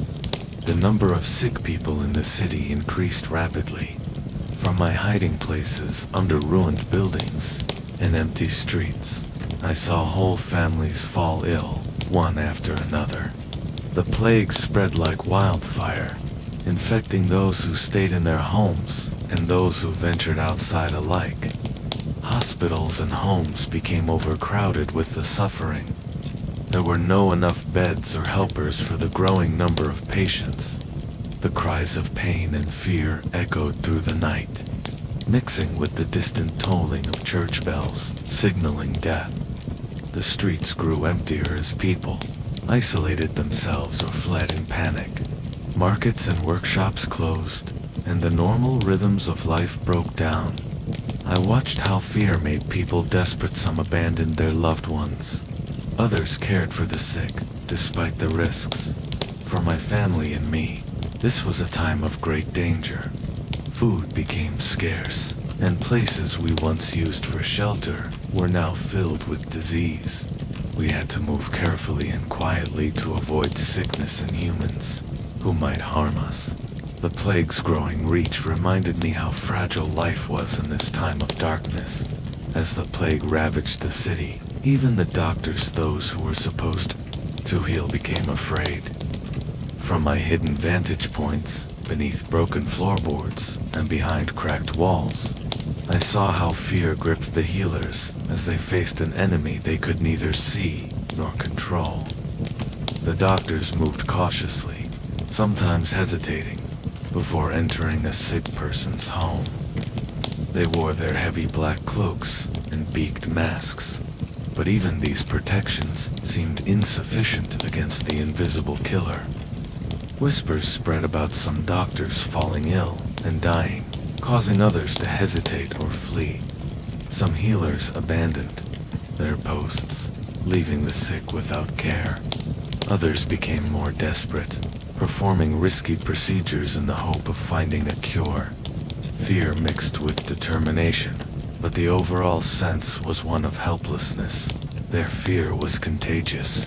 Patients sometimes lost trust in the doctors, sensing their uncertainty. This distrust deepened the isolation of the sick and contributed to the chaos in the city. For my family and me, the changing behavior of the doctors meant fewer chances for the sick to receive help, and fewer safe places for us to scavenge or hide. The fear that gripped the healers added another layer of danger to an already perilous world. From my shadowy corner beneath the broken floorboards of a deserted house near the city's edge, I watched the plague's cruel hand reach even the doctors. I remember how I scurried silently through the dark, following one of the black-robed healers as he made his rounds. His heavy steps echoed, and his strange beaked mask hid his face, but I could see the weariness in his slow movements. One night, after visiting a sick family, the doctor collapsed near a dim street lamp. I watched him struggle to breathe, his body trembling. No one came to help him. Fear kept everyone away. As days passed, I often sneaked close to his empty home, finding discarded medical tools and notes scattered on the floor. I could sense the silence where life had once been. I saw how other doctors, fearing the same fate, hesitated or fled their duties. Some I had followed before disappeared altogether, leaving behind families and patients without care. The city grew darker, quieter, filled with the echoes of those who had died or fled. For my family and me, these deaths meant fewer people who could fight the sickness. I often wondered if the plague could ever be stopped when even the healers fell like leaves in the wind. I hid deeper in the shadows, knowing that my survival depended on silence and caution. The city was growing darker, not just in light, but in hope. I could feel it in the air as I slipped through empty streets and ruined homes. People who once believed the doctors could save them now looked lost and afraid. I remember the day I crept into a small house where a family had been waiting for the healer's arrival. The mother sat by the bedside of her sick child, eyes hollow and hands trembling. When the doctor finally came, dressed in his black cloak and mask, his voice was weak and his movements slow. He tried to help, but the child's fever only rose higher. I stayed close, watching the family's despair grow. The mother whispered prayers while the child's breaths became shallow. I could smell the sickness all around. That night, I saw the family bury their child in a shallow grave behind the house. The air was heavy with sadness and fear. My family was feeling the strain too. Food was harder to find, and safe places to hide were shrinking. One night, I barely escaped a group of frightened townsfolk burning a suspected infected house. I darted through narrow alleys and into a cellar where my siblings huddled silently. With every passing day, the chances of survival seemed slimmer. The doctors, the prayers, the herbs, nothing could stop the darkness spreading over the city. I learned to move faster, hide better, and listen carefully to the whispers of danger. But even in the despair, life struggled to cling on. My family and I kept searching for shelter, food, and safety, knowing that our lives depended on every careful step we took. By this time, I noticed a change in how people reacted to the doctors. The once hopeful faces now turned wary, and many avoided the healers altogether.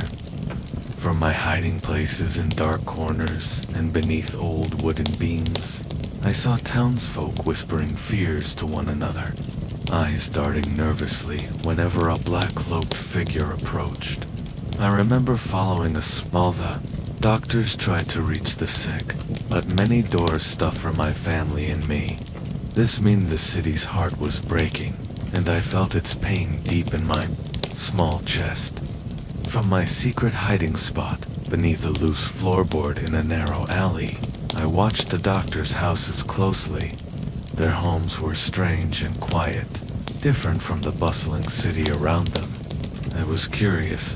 These black-cloaked figures came and went, sometimes hurried, sometimes cautious, and I wanted to understand what they did when the streets were empty.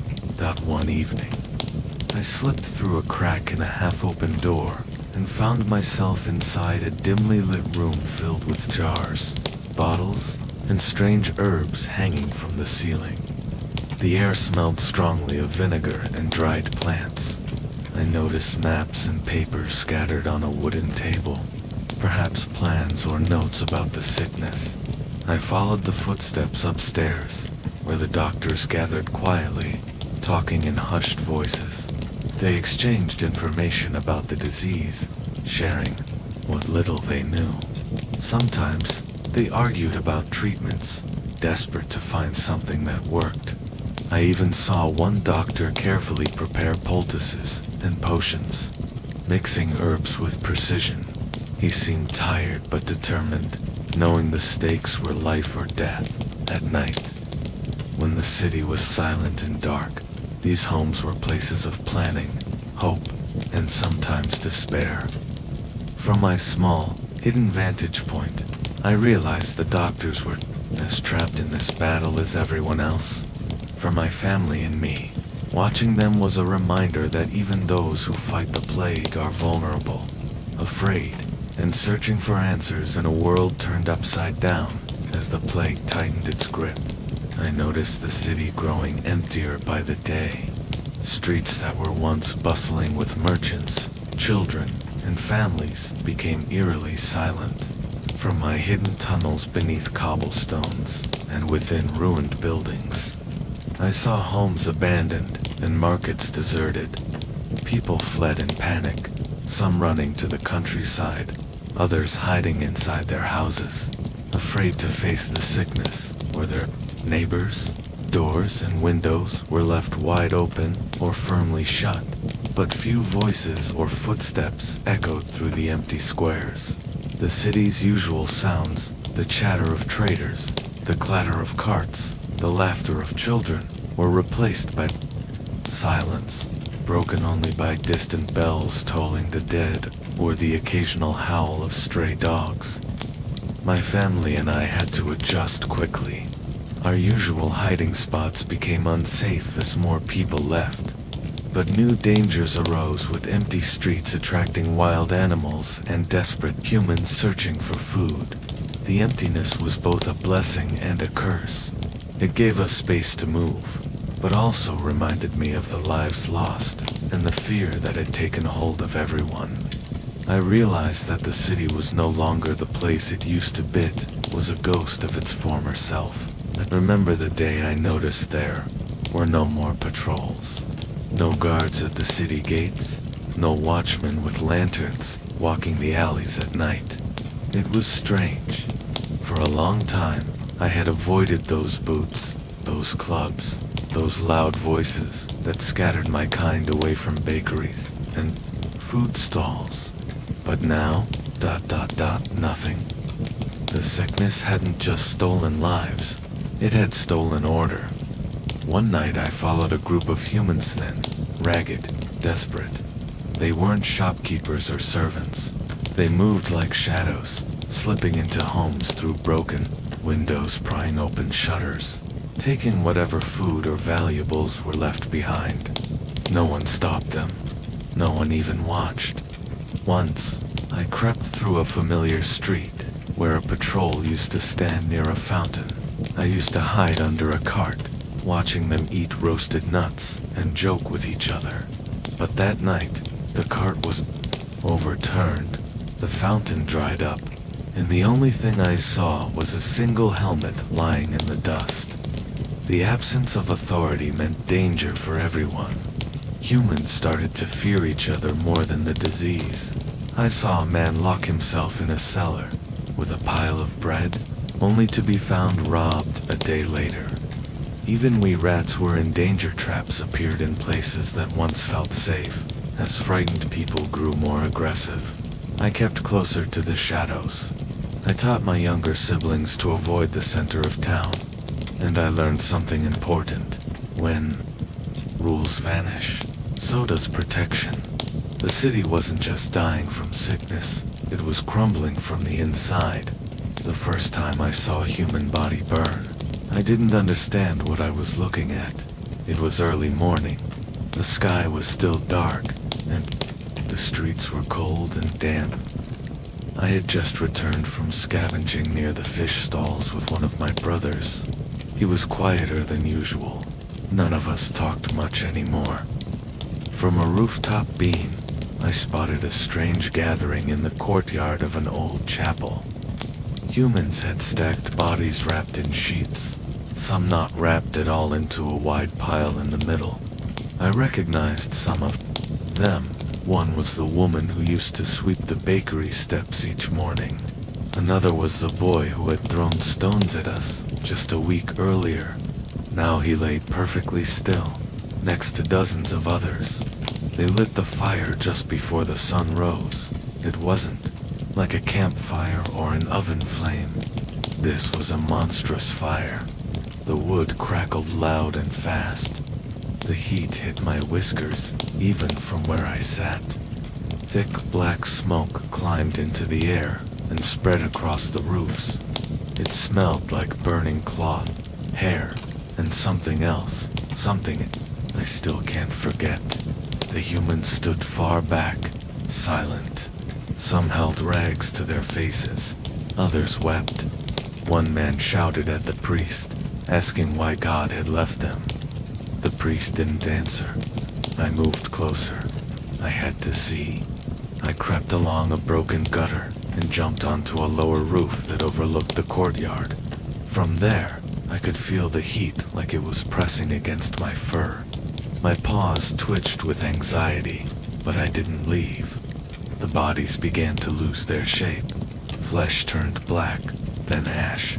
Some arms lifted, not by spirit, but by the pull of fire tightening muscle and skin.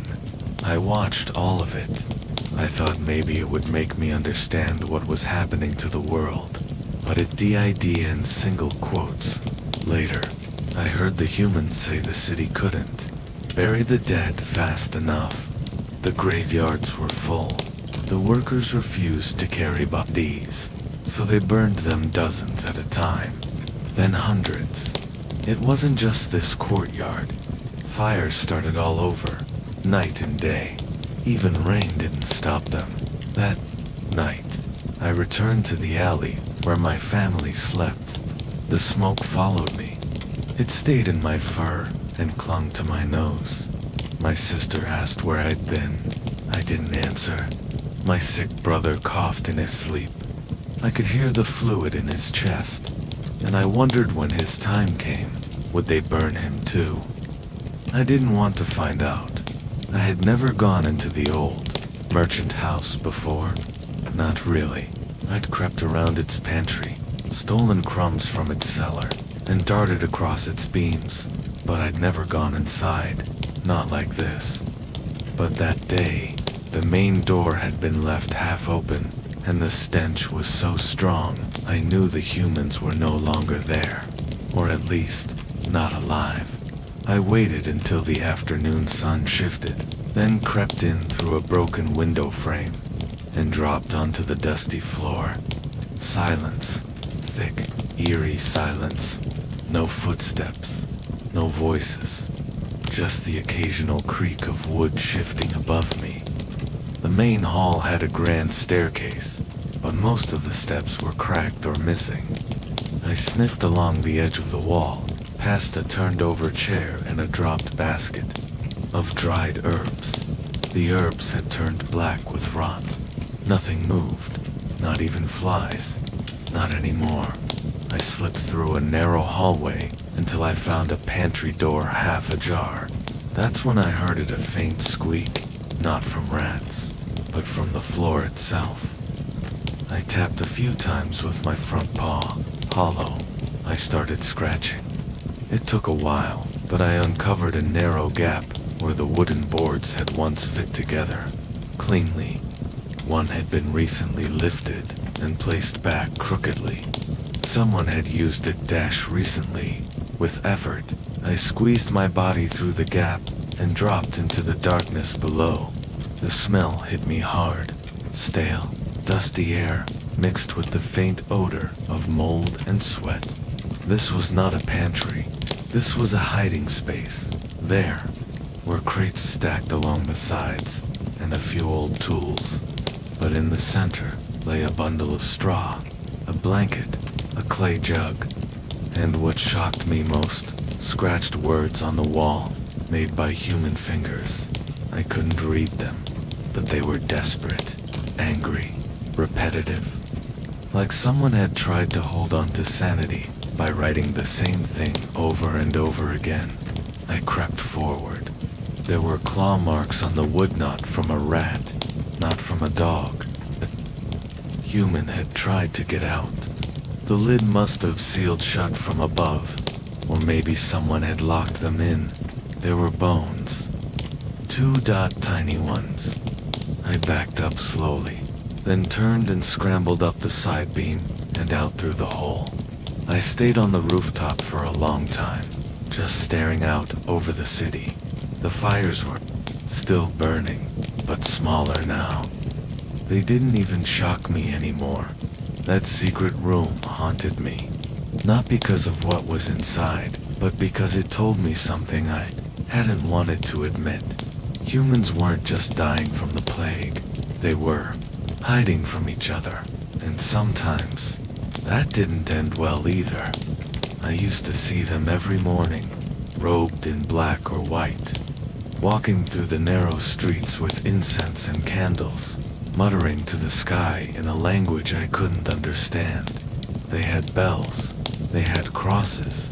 Some wore strange round hats, others high ones that made them look like birds. I never liked the smell of their clothes, but I respected how steady they walked, never afraid of the sick. But now, the churches were quiet. That day I climbed onto the roof of the largest chapel in our part of the city. It had a tall tower with wooden steps spiraling inside. I'd never dared go up before, but the front doors had been left open and the crows had already claimed the top dot inside. It smelled of old wax, dry stone, and something else metallic and wet. I walked along the balcony beam over the main hall. That's when I saw them. 4 priests sat in a circle near the altar. None of them were praying. One was rocking back and forth, holding his head. Another had torn the sleeves from his robe and was whispering into his fists. The other 2 just stared ahead at the stained glass window that no longer glowed, because the sun outside was hidden behind thick black smoke. I crept down the side rail and into the back room. There was food, not much. Some dried figs, a jug of water, a lump of cheese, growing blue fuzz, and there was a book, open on the table. I don't know what made me do it, but I walked right over the page. Tiny black letters scratched into yellow paper. I didn't understand them, of course, but I saw something in the margins, teeth marks. Someone had bit the book. Not chewed, but actually bit down in rage. I looked back toward the hall. The priests hadn't moved. The one who was rocking now whispered something like a song, but it was out of rhythm and cracked. They had stopped praying, maybe because they thought their God had stopped listening, or maybe they were too afraid to ask anymore. That was the moment I realized something terrifying. Even the humans who were supposed to be the calmest, the strongest, the ones people turned to when everything else fell apart, even they were breaking. And if they had lost hope, what did that mean for the rest? I left through a broken stained glass panel. It sliced my leg a little, but I didn't stop. I needed to go home, to check on my family, to make sure they were still breathing, because this city was slowly running, out of air, out of light, out of prayer, and I didn't want to be next. I smelled the fire before I saw it, but it wasn't the usual fire. Not like the ones that crackled with heat and light and panic. This one burned, quietly, like it didn't want to be noticed. The street was empty when I arrived. A soft wind stirred some ash across the stones, and the sun behind the smoke looked like a half-dead orange. The house stood at the corner one I'd passed many times. A baker had lived there. He used to toss breadcrumbs to pigeons, I remembered. Now, smoke drifted from the broken windows. Just smoke. No shouting, no running, no coughing. Just ... silence. I crept closer. The door was half open, as if someone had left in a hurry, or just never cared to shut it. But the inside, something about the inside felt wrong. I stepped in cautiously. The wooden floor creaked beneath my paws. Charred walls, soot-stained paintings, a broken cup still rolling gently near the edge of a table. But there were no bodies, no blood, no bones, no sign of a struggle. Only one thing caught. My Aja rope tied to the ceiling beam. Still swinging, not fast, just slightly, like it had been cut loose minutes ago. I followed the path of black soot into the back room. That's when I saw it. Someone had drawn something on the wall with charcoal, a picture, a family, smiling. Next to it, a word, just one. I couldn't read it, but I recognized the human shape of grief. It wasn't just drawn, it was pressed into the wall. The charcoal lines had finger smudges where tears must have fallen. In the corner was a small, round shape. I sniffed. A dull dot half burned, with one button eye and no arms. I heard a crack behind me and turned fast, just a beam collapsing in the next room. I dashed upstairs through scorched steps, instinct guiding me. The top floor had burned faster. The roof was gone. Ash drifted down like snow. There were blankets laid out, 3 of them, neatly folded, no signs of struggle. That's when it hit me. They hadn't tried to escape. They had waited together, let the fire take them before the plague could. I backed away slowly, careful not to disturb the soot. Every step felt heavy. My claws left marks, and for the first time, I felt ashamed to leave a trace. As I climbed out through a broken window onto the roof, I saw it again, the stillness, the way the house had burned quietly. No one had run, no one had cried, and that silence screamed louder than anything I'd ever heard in the city. When I returned home that evening, I didn't tell my family what I saw. I just curled beside them and pressed close, and for the first time in days, I didn't sleep. I just listened, because sometimes the things that make no sound are the ones that hurt the most. I saw her near the well. It was a dry well now. No more lines of women with buckets. No children dipping fingers into the cool water. The rope had snapped weeks ago, and the wood had started to rot. No one came here anymore.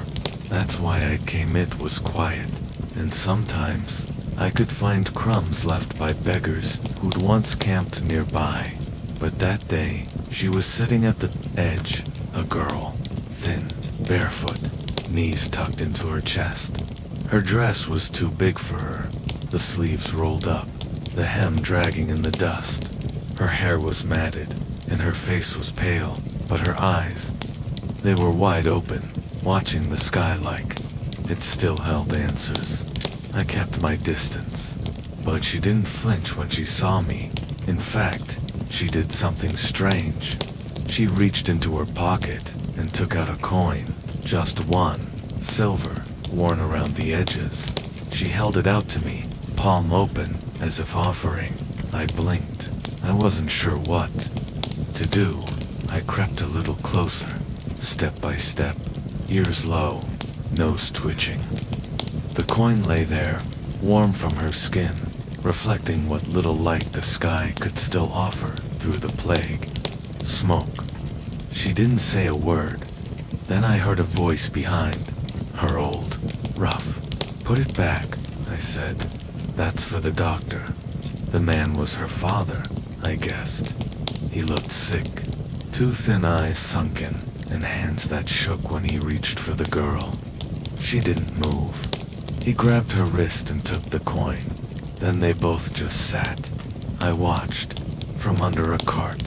Minutes passed, then more, until finally, the man spoke again. Softer this time. "He's not coming, is he?" The girl didn't answer, because she already knew. There were no doctors anymore. Not here. The ones who had stayed had died. The rest had run. I watched them sit like that, 2 people alone beside a dry well, holding a single coin that couldn't buy medicine, or food, or time. The man slowly leaned his head against the stone wall and closed his eyes. The girl didn't move. She just stared ahead, so I did something I normally wouldn't. I walked out, right up to her feet. She looked down. I didn't flinch. Then I sat beside her, silent. I didn't know what else to do. I couldn't help her father. I couldn't fetch water from the dry well. I couldn't take away the hunger, but I could sit. And in a city where everything else was vanishing, doctors, money, bread, breath maybe, that meant something. Just for a moment. just until the night came again. I first noticed it on the third night after the baker died. That part of the town had gone quieter than the rest. The bread smell that used to drift from the stone ovens had vanished, and the rats who used to compete for fallen crumbs had moved on, like me. There were no carts rolling over the cobbles, no shouting, no morning bells. Just shutters nailed shut and doors left open by people who didn't plan to come back.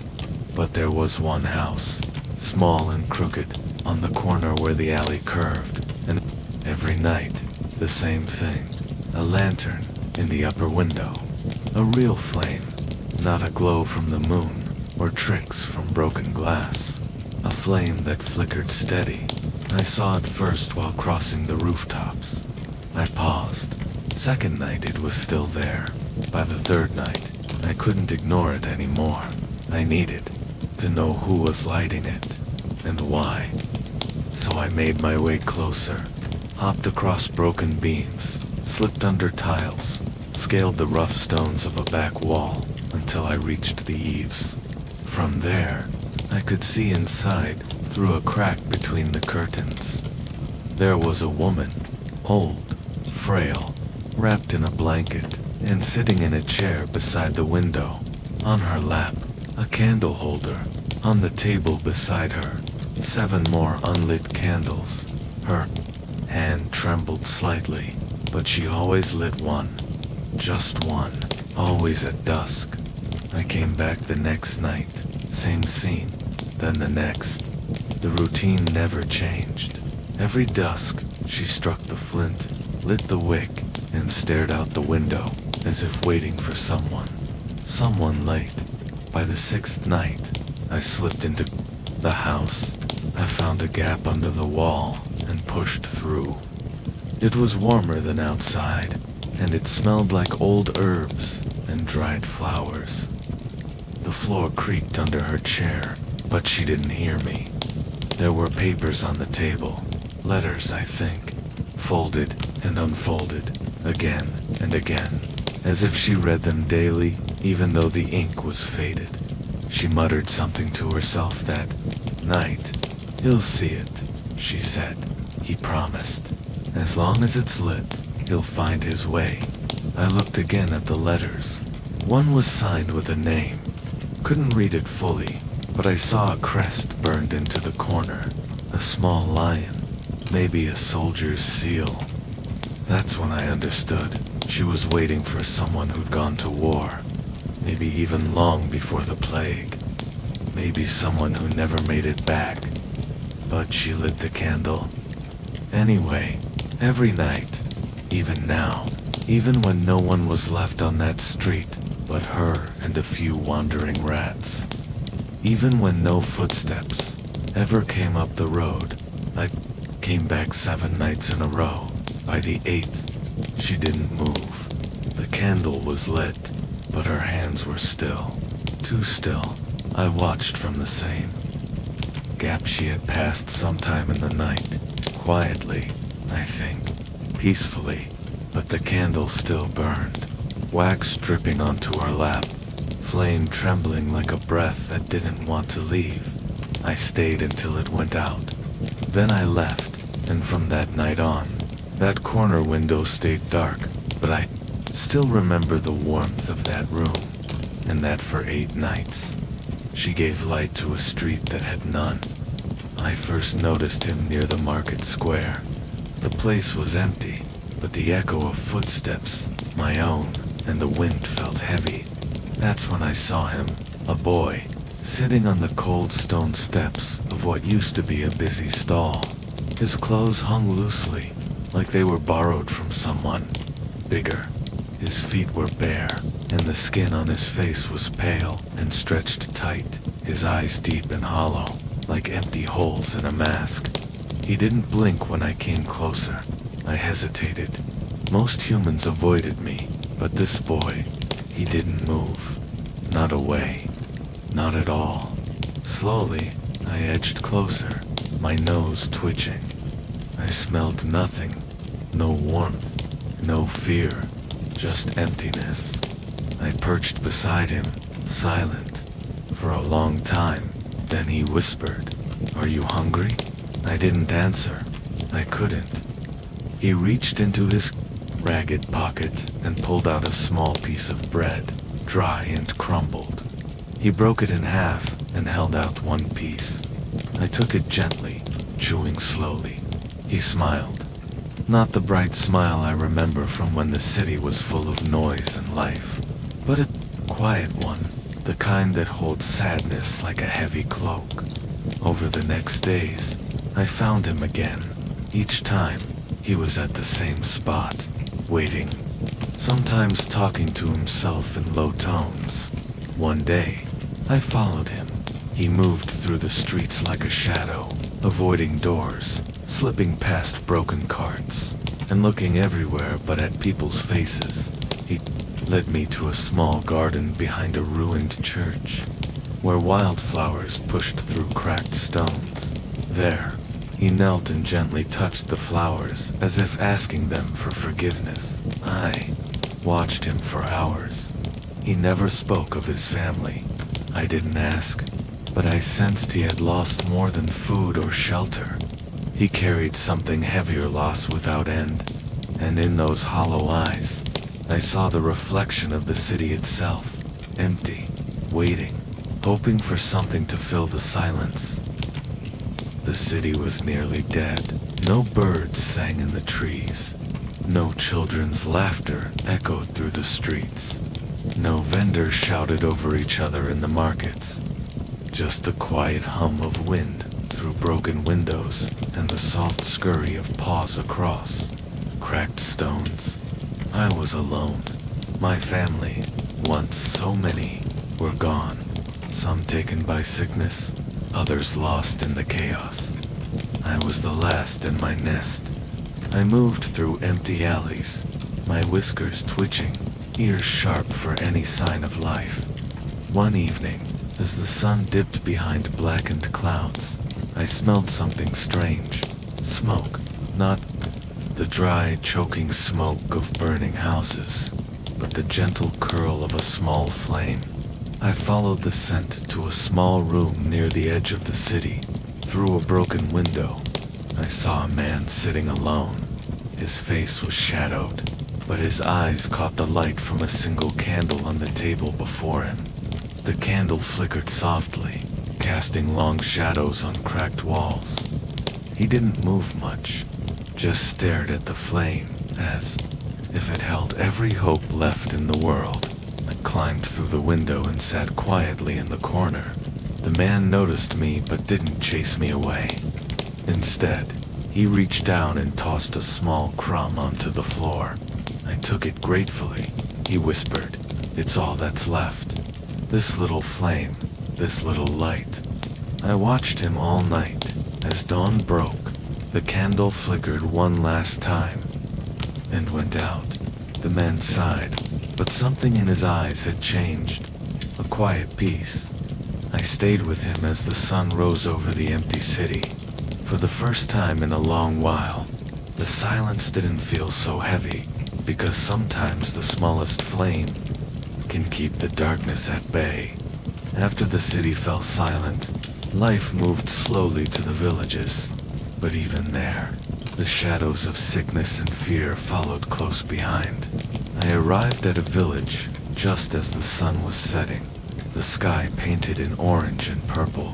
The houses were small, made of wood and stone, with thatched roofs. But almost every door was shut tight, nailed or bolted from the inside. The few villagers I saw hurried past, heads down, eyes wary. They carried baskets with little food, and their faces told stories of tiredness and loss. I crept closer to a wooden door with a faded red mark, a warning sign painted by the village elders. I sniffed the air and caught the faint smell of herbs mixed with decay. Suddenly, a woman peeked through a crack, her eyes wide but tired. She held a small bundle wrapped in cloth. A baby, I guessed. The baby's cries were soft, but the woman hushed it quickly. fear in her voice. The villagers were trying to keep the sickness out. They barricaded their homes, shut their windows, and prayed silently in the dark. I ran along the stone path, listening to the distant sound of a bell ringing from the village church, a call for safety, or perhaps a warning. The village was alive, but it was afraid. I could see that even the smallest creatures, like me, had to find new hiding places because the doors were closed, and the world was growing colder. The village had shrunk. Many had fled, some taken by sickness, others lost to despair. But a few stayed, those too weak to leave, or too stubborn to give up. I watched them from beneath the floorboards of an old granary. Their lives were marked by silence and survival. Most days, they worked in the small gardens or tended to withered animals, their movements slow and cautious. Food was scarce, and every scrap was precious.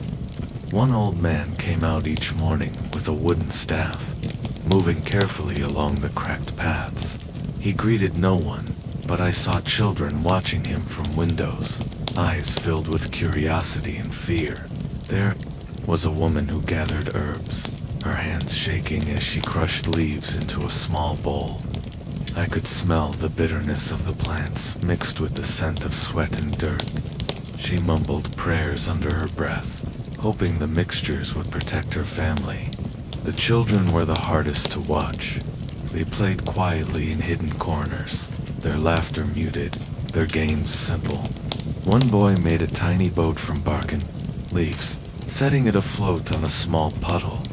I followed the boy one day when he sneaked out to the forest's edge. He moved with care, eyes wide, always watching for danger. I saw the fear in their faces, the fear of losing more, but also a faint hope, fragile as a spider's web, that life might return. At night, the villagers gathered around small fires, sharing stories in whispers. I sat nearby, listening, feeling the weight of their words. They spoke of better days, of lost loved ones, of the plague that had taken so much, and yet, through the darkness, they kept living. The fields were quiet. Now, where once the villagers had tilled the soil, sown seeds, and harvested grain, the earth lay untouched. I scampered through tall, dry grass that had grown wild between broken plows and fallen fences. Farm tools rusted beneath the heavy blanket of dust, forgotten and useless. The scent of damp soil and fresh crops was gone, replaced by dryness and decay. I remember watching a farmer one morning. He stood at the edge of his field, his shoulders slumped, eyes fixed on the barren earth. His hands clenched a cracked wooden hoe, but he didn't raise it. Livestock, once a common sight, cows, sheep, chickens were either gone or starving. A few weak animals wandered aimlessly, their ribs sharp beneath thinning fur and feathers. I followed a lone sheep as it stumbled toward the forest edge, looking for anything to eat. The village's well, once a source of fresh water for both people and animals, had begun to dry. I watched as a man lowered a bucket that came up nearly empty, his face a mask of frustration. The sickness had robbed the village of its strength. Many who had once worked the land were too weak to stand. Some were buried in hurried graves, marked only by stones. With fewer hands to care for the animals and tend the crops, the land slowly returned to nature. Weeds pushed through the fields, wild plants climbed fences, and small animals made new homes in abandoned barns. I found a quiet spot beneath an old oak tree and curled up, feeling the cold wind whisper through the empty fields. The heartbeat of the village was fading, as the village life faded and fields went untended. Some of the remaining people sought refuge in the forest beyond the hills. I followed their cautious steps from a distance, curious and careful not to be seen. The forest was dense, wild, and unfamiliar to many villagers. Trees towered like silent giants, their leaves whispering secrets with every breeze. The air smelled of damp earth, moss, and pine, so different from the dry, dusty village. Families moved slowly, carrying what little they could. Some had children clinging tightly to their hands, while others dragged tired feet along uneven paths. At night, the forest was alive with sounds I'd never heard before: all hoots, rustling leaves, and the crackle of small animals scurrying in the underbrush. I darted from tree to tree, sometimes close enough to hear whispered prayers and quiet sobs. The villagers tried to make small camps, gathering around fires to keep away the cold and the wild creatures lurking in the shadows. They shared meager meals of roots and berries, often too scared to rest for long. The forest was both a refuge and a prison, offering shelter, but hiding dangers too. Some villagers fell ill there, alone and far from help. Others wandered too far and never returned. I moved carefully, always near, but never in the light. I found small cracks in bark and hidden nooks where I could rest and watch the fragile human lives struggling to survive. The forest was growing into their new home, but the weight of fear and loss clung tightly. The village was a shell of what it once was. Empty houses with shuttered windows lined the cracked streets, and the silence was broken only by the whisper of wind or the distant caw of a crow. I was alone now, no family left, just me. I had to survive. Every step I took was cautious. Every shadow could hide danger, but hunger pushed me forward.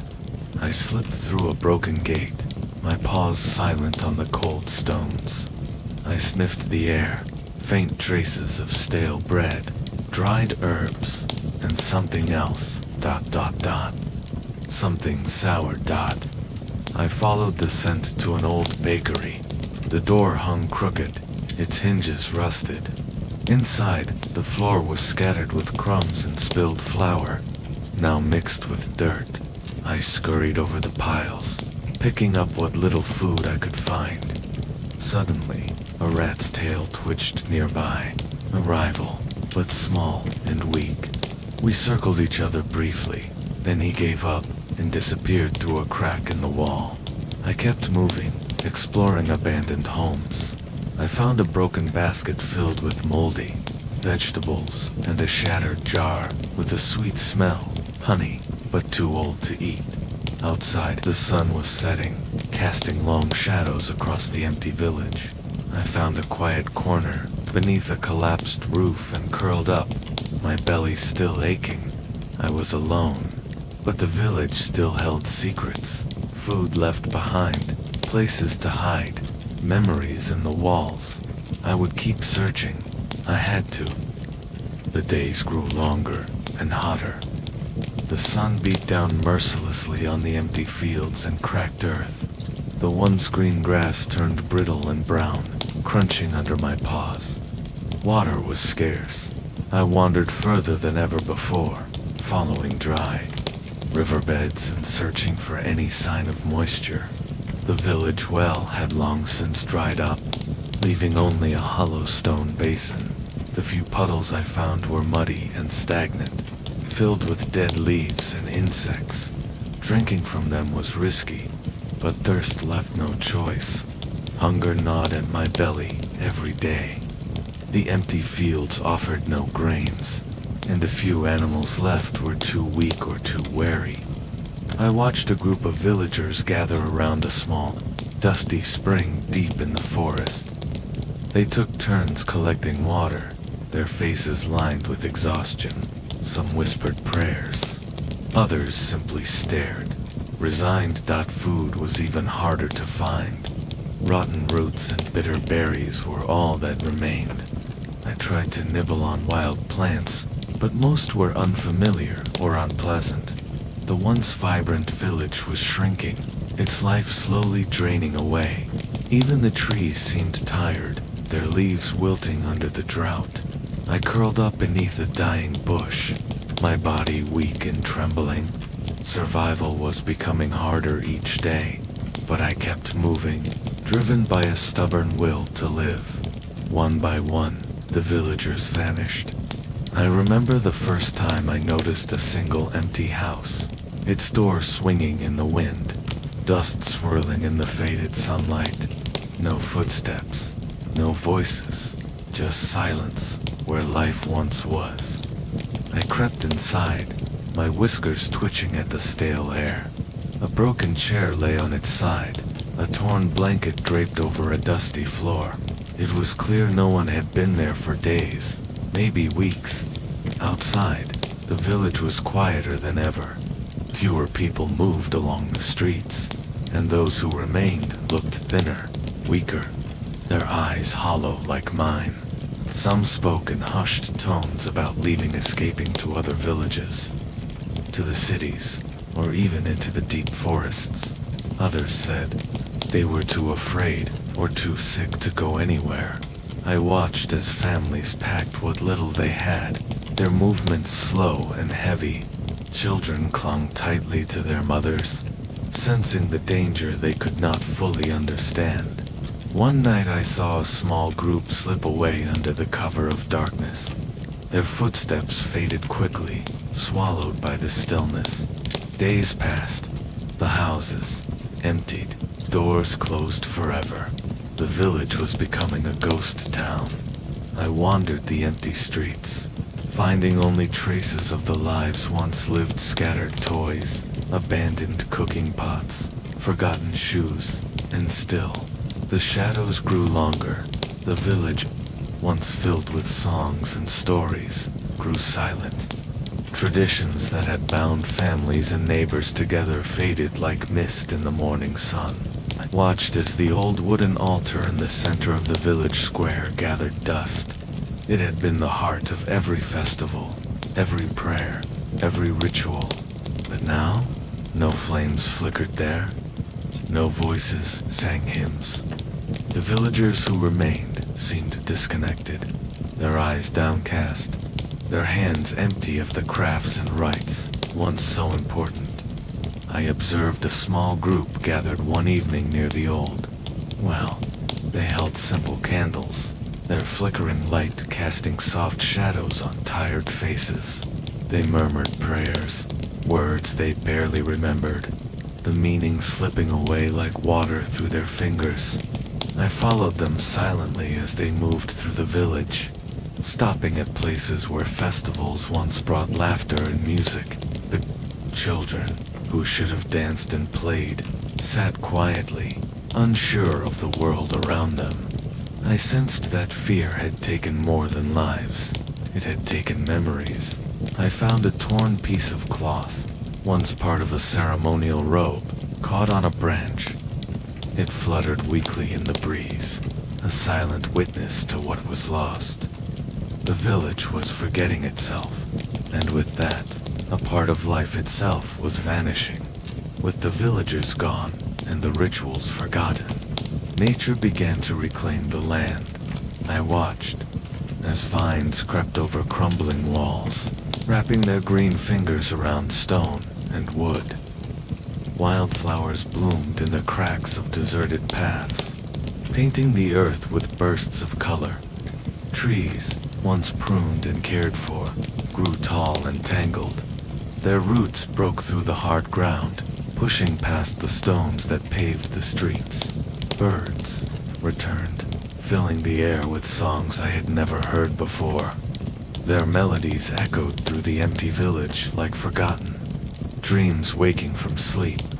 I scurried through tall grass where fields used to be. Rabbits and foxes made homes in abandoned barns and empty cellars. The river that had run dry during the drought slowly filled again, its waters clear and cold. I followed its winding course, drinking deeply and feeling the pulse of life returning. The wind carried new scents, earth, rain, growing things, a promise of renewal. Though the village was empty, It was alive in a different way. I settled beneath a spreading oak tree, feeling the soft earth beneath my paws. Life would continue, even if the people were gone. Nature was healing. The last traces of human life disappeared slowly, like a candle's final flicker in the night. I wandered through streets now, overgrown with weeds and moss. The stone paths, cracked and worn by time. Doors hung on broken hinges, swinging gently in the wind. The houses, once full of warmth and voices, stood silent, their windows dark and empty. I explored an old home where a family had once lived. Dust covered everything. A shattered plate lay on the floor, a rusted spoon near it. Faded drawings were still taped to the walls. Fragile memories of children's laughter long gone. The village church's bell tower had collapsed, its stones scattered across the ground. The altar inside was cracked, and the scent of burnt candles lingered faintly in the air. Animals had taken over. I saw foxes nesting in empty hearths, birds building nests in broken beams, and wild plants growing, unchecked through floors and roofs. I curled up beneath a fallen tree in the village square. The sun was warm, but a quiet sadness hung in the air. Though the village was empty, my steps stirred the stories left behind. Stories of hope, loss, fear, and survival. I was alone now, the last witness to a world that had vanished. But life would go on, in new forms, in quiet places, far from the eyes of men. And I would be here, a small part of the endless cycle. The roads that once bustled with life, the caravans carrying goods, stories, and travelers fell silent. I watched from the shadows as merchants and guards hastily packed their wagons and fled. The wide paths, lined with carts and animals, grew empty. Wheel ruts filled with dust and weeds. Travelers whispered of danger, plague, bandits, and cursed lands. I ventured along one of these old caravan routes, where merchants once traded silk, spices, and metalwork. Now, broken wagons lay abandoned, their wheels half buried in earth. I followed the faint scent of goods, long gone spices, fading into the dry air. Leather mingling with the scent of wildflowers reclaiming the road. Villagers who depended on trade had no choice but to turn back or hide in fear.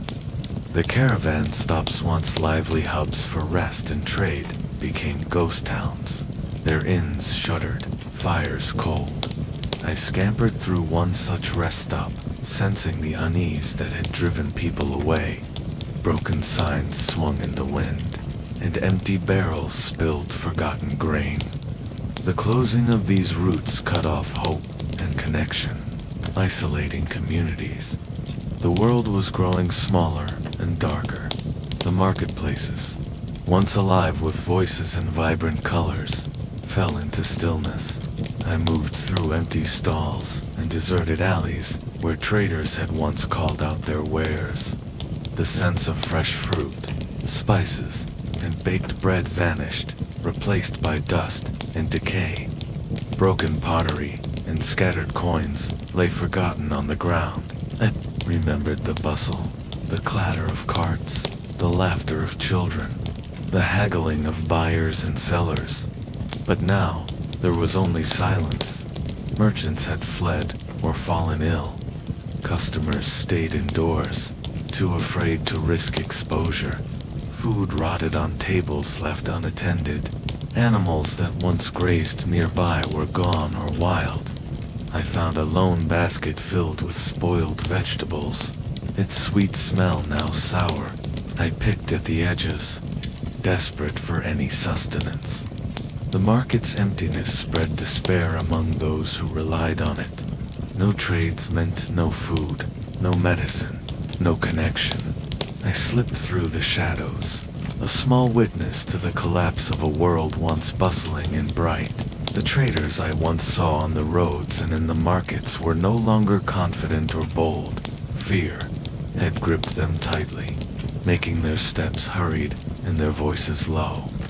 I followed a small group of traders as they whispered among themselves in a quiet corner of an empty marketplace. Their faces were pale, eyes darting nervously at every shadow. They spoke of the sickness spreading like wildfire, of friends lost, and of towns closing their gates to outsiders. They feared that any traveler might carry the plague hidden beneath their clothes. Caravans once laden with precious goods now traveled in secrecy or avoided the main roads altogether. I saw guards closing city gates early, refusing entry to merchants. I scurried near a trader's camp at night, hearing frantic discussions about whether to flee, to hide, or to fight.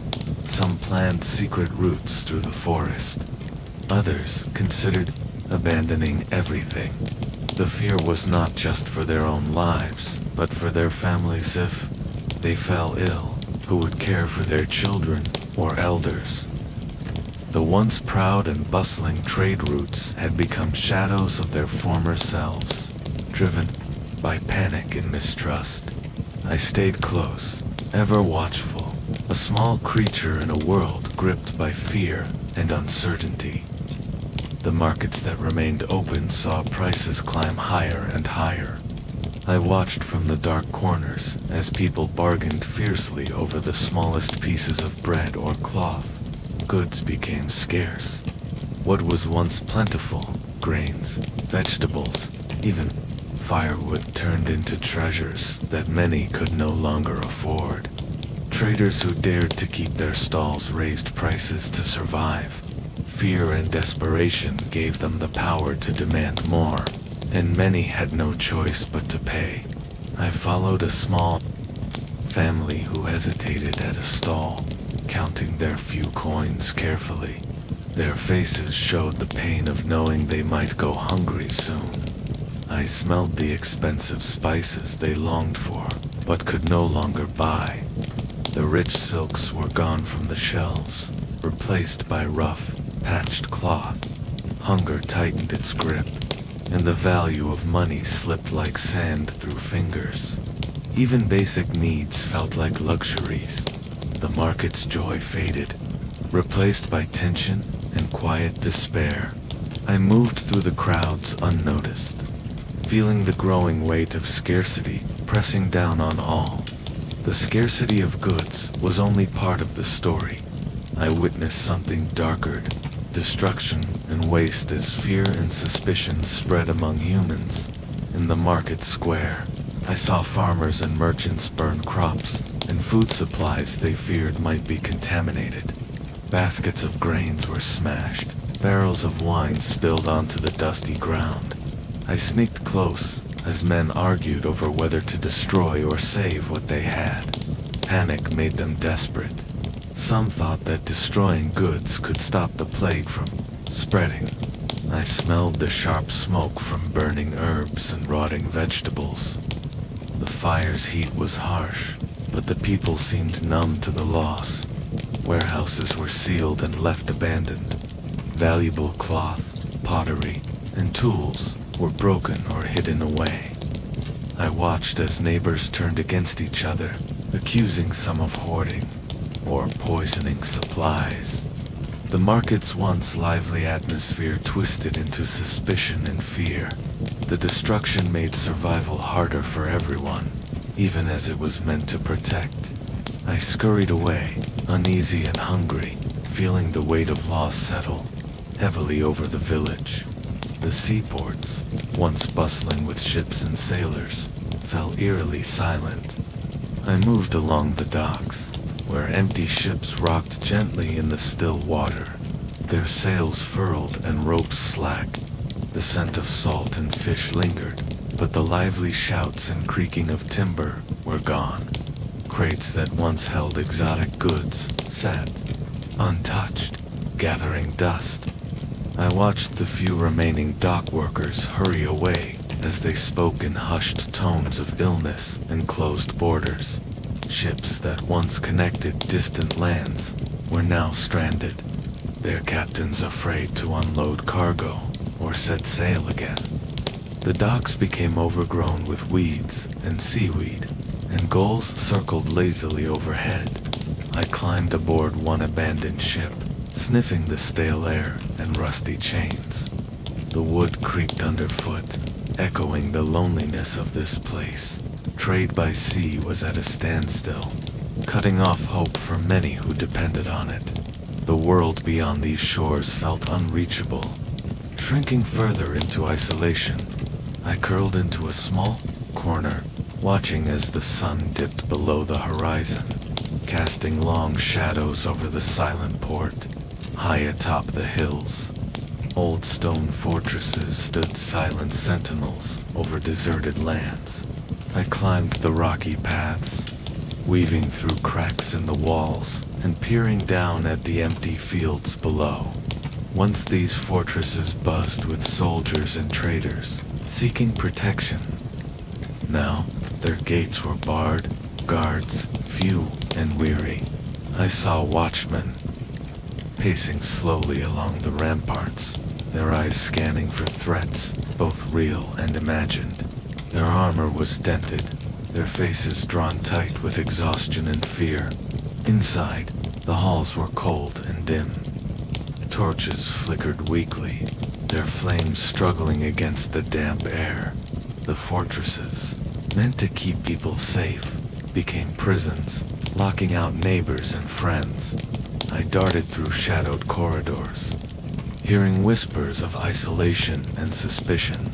Rumors of spies and traitors spread as quickly as the plague itself. The land around the fortresses grew quiet. Fields lay untended, roads overgrown with weeds. The protective walls kept more than enemies out. They kept life itself at bay. I settled in a quiet corner of the fortress courtyard, feeling the weight of loneliness settle heavy around me. The roads that once carried the footsteps of travelers, merchants, and villagers grew deserted and overgrown. I scurried along cracked cobblestones, weaving through wild grasses that pushed up between the stones. Where once the sounds of carts creaking and horses' hooves echoed, now there was only the whisper of the wind and the occasional rustle of small animals in the bushes. I passed empty inns and roadside taverns, their doors hanging ajar, windows shattered or boarded up. I caught faint scents of meals long forgotten, mingled with damp earth and decay. Travelers had stopped moving freely, fearing the plague and the unknown dangers on the roads. I spotted a broken wagon wheel lying in the mud, a silent sign of journeys abruptly ended. Sometimes I heard distant cries or the low murmur of voices, but these were rare and quickly swallowed by the vast silence. The once busy paths that connected villages and cities were now like forgotten veins, their lifeblood drained away. I paused beneath an ancient oak tree by the roadside, sensing the deep stillness settling over the land. I set out early, slipping quietly through the tall grass at the edge of the old trade route. The path was silent, but my senses were alert. Every shadow, every sound mattered in this empty world. As I moved along the cracked stones, I passed abandoned wagons and forgotten goods left behind in haste. I sniffed the air, sometimes catching the faint scent of spices, other times the sharp tang of decay. Traveling alone was dangerous. Predators lurked, and with fewer people around, I had to rely on my instincts more than ever. Along the way, I found other small creatures, birds and insects, that seemed just as wary. Some eyed me cautiously, while others fled at my approach. At one resting spot, I discovered a small stash of grain left in a broken basket. I gathered what I could carry, knowing food was precious in these times. I navigated through thickets and over fallen branches, avoiding open spaces where I could be seen. The trade route was a shadow of its former self, but it was still a lifeline. for those who dared to use it. My journey was slow and careful, each step a balance between survival and discovery. As night fell, I found shelter beneath a hollow log, listening to the distant howls of wolves and the rustling of the wind. I was a small part of a vast, changed world, moving quietly through the remnants of life that once was. The old ways of trading were broken, but people adapted in small, quiet ways. I watched as merchants and villagers whispered about secret meetings and hidden paths. Some traders avoided the main roads, choosing narrow forest trails or riversides where they hoped to avoid the eyes of guards and suspicion. I followed a small group who carried goods in covered baskets, traveling by night and resting during the day. Their faces were tense, but their determination was clear. Messages were passed secretly, and goods exchanged under the cover of darkness. Bartering replaced money in many places, as coins became scarce and mistrusted. I saw how trust became precious.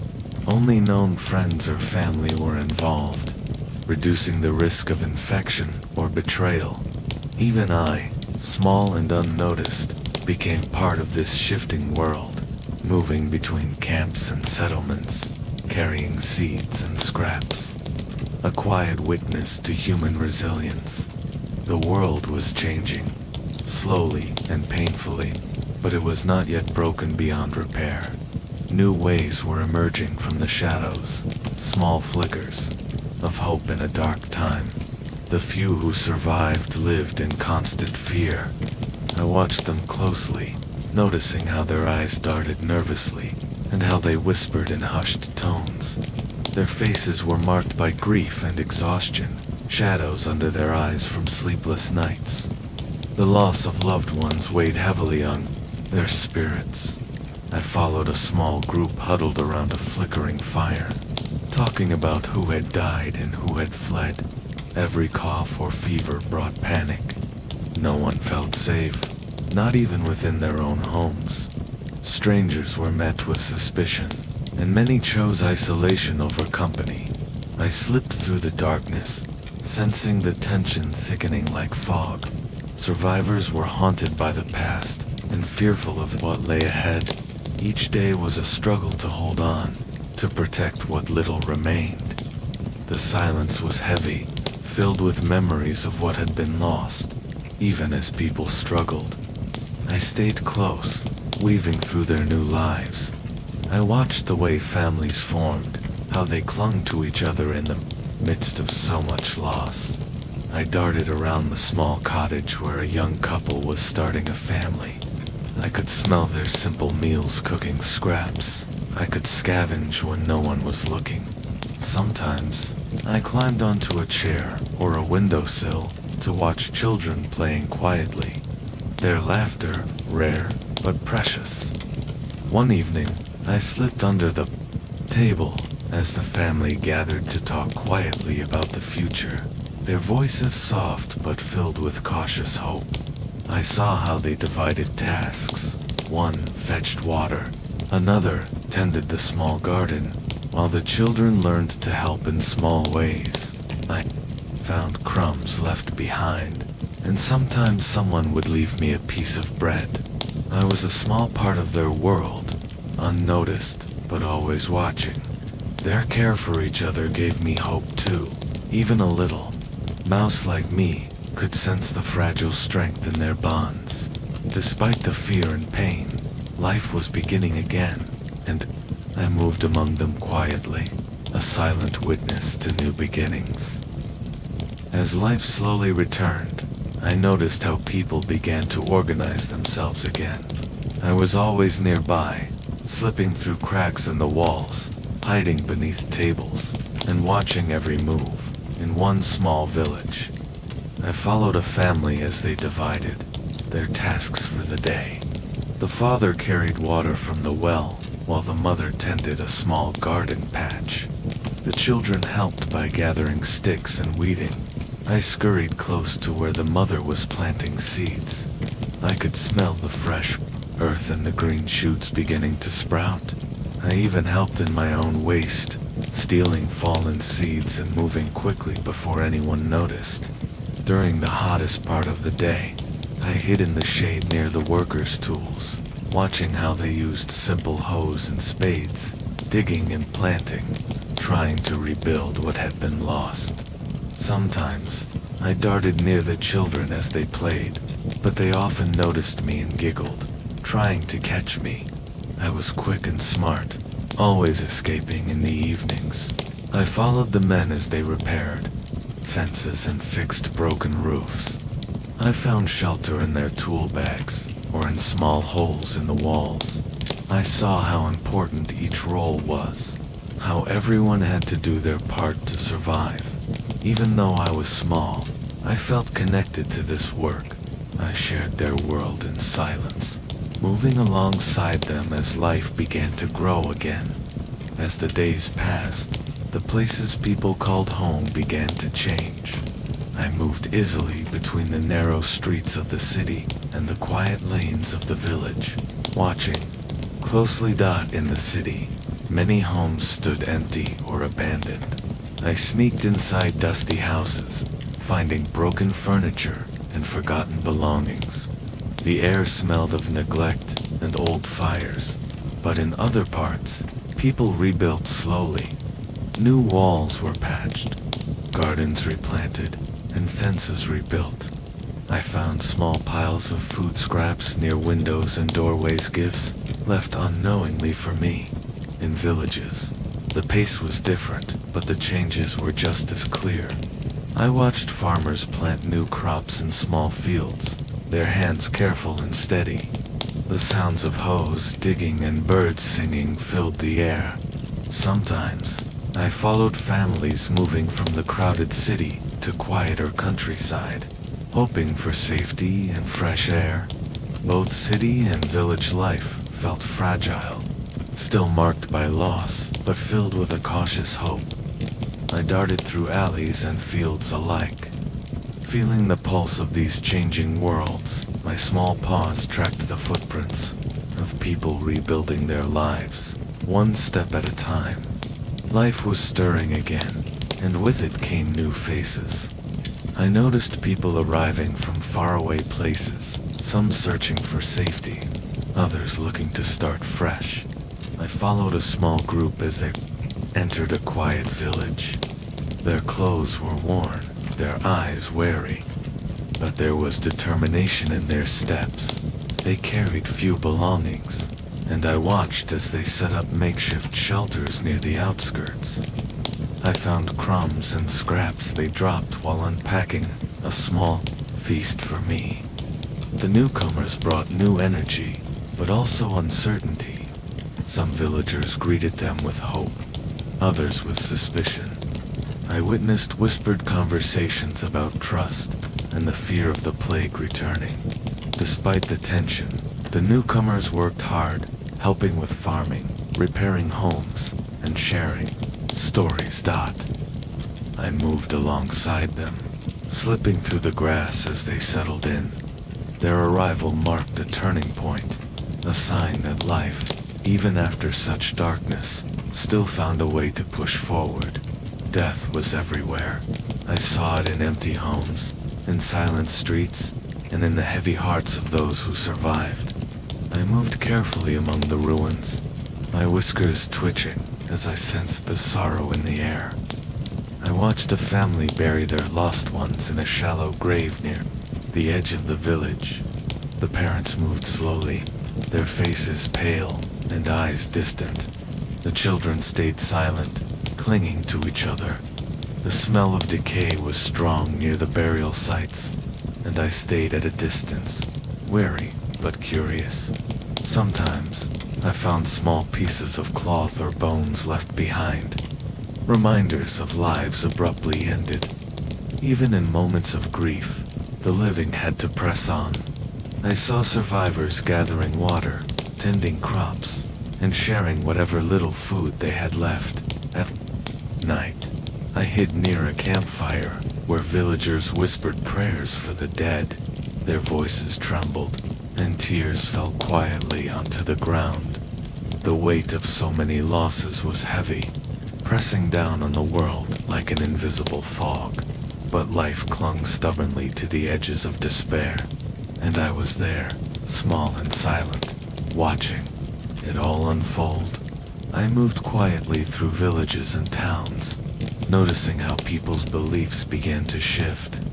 The old prayers and rituals no longer seemed to protect them from the plague, and many started questioning what they once trusted. In one small chapel, I slipped beneath the pews as a group gathered to pray. Their voices were soft but filled with doubt, and some whispered fears about forgotten sins or punishment from unseen forces. I watched as some began to turn to new ideas, seeking comfort in stories and hopes that differed from before. Others clung tightly to old faith, desperate for answers. Near a market square, I observed people lighting candles for the dead, their faces drawn and serious. I saw children asking questions that adults struggled to answer. The balance between fear and hope was fragile, and I sensed the tension in the air. Even in this turmoil, I found small acts of kindness, neighbors helping neighbors, strangers sharing food, and moments of quiet connection. I darted through crowds, listening and learning from these changes. A tiny witness to the world's slow transformation. The ruins of old houses were everywhere, but I saw people beginning to rebuild, piece by piece. I crept inside half-finished homes, scurrying over scattered tools and piles of wood. I watched men and women hammer nails, saw wood, and patch walls. Sometimes I would sneak into their toolboxes, attracted by the smell of fresh pine and the scraps of food left behind. Families worked together to clear debris, plant gardens, and make homes livable again. I found tiny hiding spots in corners and under floors where I could rest safely while they labored at night. I followed the quiet footsteps of builders returning home, their faces tired but hopeful. The sound of hammers and saws echoed faintly, a steady rhythm of recovery. I felt the slow return of life in these homes, and my own small world felt a bit safer too. Each nail driven and each brick laid was a step toward healing. I was there, watching closely as the world around me began to mend. I watched children begin to play again, their laughter breaking the heavy silence that had settled over the land. I scurried among their feet as they chased each other through dusty streets and open fields. Sometimes they would spot me and try to catch me, their small hands reaching out, but I was quick and clever, slipping through cracks and holes to escape. I watched as they invented games, using sticks, stones, and old scraps, making joy from what little they had. Their energy was contagious, and even in this fragile world, their spirit felt like a promise of better days. I followed a group of children who shared bits of bread and fruit, careful to include me in their small gatherings, though they never caught me. Their families watched cautiously, but allowed the children moments of freedom. Understanding that laughter was a rare gift, I moved through the play, a silent companion in their world of innocence and hope, even as the past lingered. The children's joy breathed new life into the streets and fields. Life with the survivors became my world. I was there in every small moment in the quiet homes, the bustling fields, and the shadowed corners. I knew where the crumbs fell, which windows were left open at night, and which people were kind enough to leave out scraps. I followed families as they rebuilt, silently sharing their struggles and small victories. Sometimes I would hide near the fire, feeling the warmth and listening to stories of the past and hopes for the future. I watched as they laughed, cried, and worked hard to rebuild their shattered lives. Though I was small, I was part of their world, moving unseen but always present. My footsteps were soft, my presence unnoticed, but I felt the strength of life returning around me through the darkest times and into the slow dawn of recovery. I remained a silent witness and quiet survivor. Europe was changing. One traveled through towns and cities, noticing new buildings rising from the ruins, markets reopening, and people moving with cautious energy. The old world was breaking apart, but a new one was beginning to take shape. Streets once empty were filling with life again. I darted through bustling squares where merchants shouted their goods, and children ran with kites and toys. Even the air smelled different, less of death, more of fresh wood smoke, baking bread, and growing crops. People seemed wary but hopeful. They repaired walls, cleared debris, and planted gardens. I followed a group of workers rebuilding a city gate, their hands rough and determined. The scars of the plague remained, but the spirit to rebuild was stronger. In the shadows, I was there, watching the slow rebirth of a continent. As towns and cities began to recover, I noticed new ways people organized their lives. I followed merchants setting up stalls with unfamiliar goods, craftsmen creating tools and clothing that looked different from before. Money was scarce in one marketplace. I found pockets of spilled grain and crumbs, a small feast for me as I scurried, unnoticed. People formed new guilds and communities, learning from the hard lessons of the past. They shared resources, protected one another, and sought ways to prevent another disaster. I watched young apprentices learning trades, their hands clumsy but eager. I ran beneath benches, between crates, always observing. Social roles shifted too. Women took on more responsibility, managing households and businesses, while men traveled or fought wars. The world was adapting, slowly but surely. Even I, a small mouse, felt the changes ripple through the places I called home. The air buzzed with fresh energy. Streets that once lay silent now hummed with footsteps, voices, and the clatter of tools. I slipped between legs and baskets, my whiskers twitching at the sense of fresh bread and turned soil.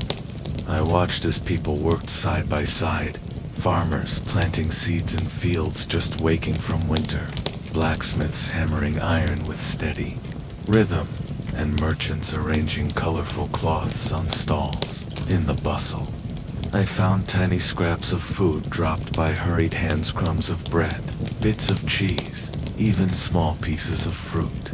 I nibbled carefully, always alert to footsteps. The pace of life was cautious but steady. Conversations spoke of new ways how to tend land better, how to keep homes cleaner, how to protect against sickness. I darted under market tables as children ran past, their laughter chasing away shadows of fear. Old songs mixed with new hopes in the air. Around me, the world was knitting itself back together, piece by piece. Fields once abandoned now hummed with activity. I ran through the tall grass at the edge of a farm, where farmers toiled under the sun, hands worn but determined. They talked about land, who owned what, how to share, and how to make sure everyone had enough to eat. I hid beneath a wooden fence as a group argued quietly over boundaries. The tension was there, but so was a sense of necessity everyone needed. The earth to survive. Some families worked together, pooling resources to plant larger fields. Others cleared brush and repaired irrigation ditches. The smell of fresh soil and growing crops filled the air. I found shelter in the cracks of old stone walls, watching carts loaded with harvests roll down dusty roads. People moved carefully, but with purpose, rebuilding their lives one seed, one day at a time. Even in the smallest corners, I sensed the struggle between old traditions and new needs. But the land kept giving, slowly healing along with its people. New buildings rose where ruins once stood, their stones shining in the sun. I scurried through construction sites, weaving between workers and piles of timber. The air smelled of fresh wood, wet plaster, and hopeful beginnings. People talked about growth, new trades, expanding markets, and towns stretching beyond their old borders. Craftsmen refined their skills, and merchants brought goods from distant lands. The buzz of commerce returned, louder and brighter than before. Even I noticed Chinji's steadier flow of food scraps, safer hiding places, and the gentle hum of life everywhere. Some families celebrated their survival, holding small feasts and sharing stories. Laughter returned to the streets, though shadows of loss lingered quietly. This was a time of promise, a golden age in the making, fragile but real, and I was part of it, moving through the rising city like a silent thread weaving past and future together. The old fears began to fade, like mist burning off in the morning sun. I slipped through alleys and homes where the memories of death were spoken of less and less. Children grew up hearing stories not just of loss, but of survival and hope. People rebuilt their lives, their gardens, their friendships. Markets flourished, and festivals returned, filling the streets with color and noise. I found new hiding spots among fresh piles of hay, and between vibrant stalls where the scent of spices mingled in the air. Yet, somewhere beneath the laughter, the weight of what happened still lingered, a quiet shadow that reminded all not to forget completely. I stayed close, watching as the world turned, knowing some things must be remembered, even as others are left behind, even as life moved forward. Echoes of the past stayed alive. In quiet moments, I felt the weight of empty homes and silent streets I had known. People placed small tokens, flowers, candles in memory of those lost. I followed families visiting graves, their voices soft and full of sorrow. I darted through the shadows of old churches where prayers still rose, quiet but persistent. Stories passed from one generation to the next, warnings woven into tales told by firesides and markets. The past wasn't forgotten. It was a part of who they had become. Through it all, I remained small, unnoticed, but a witness to the endurance of memory and the slow healing of a broken world. Faith took new shapes. I followed crowds gathering in open squares and quiet chapels. Some clung tightly to old rituals. Others sought fresh meaning in the wake of disaster. Prayers and chants filled the air, mingling with murmurs of hope and fear. New stories about the plague's cause and cure spread, blending fact with belief. I noticed how people turned to each other, forming communities that were part spiritual, part practical, supporting one another against uncertain futures. Symbols and signs appeared everywhere, on doors, around necks, in gardens, as people tried to hold on to protection in ways both old and new. Through narrow streets and peaceful fields, life's fragile faith wove quietly, a silent thread binding past loss with future hope. The earth itself seemed to breathe again. I scampered through fields where wildflowers pushed up through cracked soil, and trees stretched bare branches toward the sky. Birds returned, filling the air with song after long silence. Crops grew where no one had planted, reclaiming abandoned fields. Rivers ran clearer, and forests spread quietly into empty villages. I darted past overgrown paths and crumbling walls, feeling the slow pulse of nature's return. It was as if the land was healing alongside the people.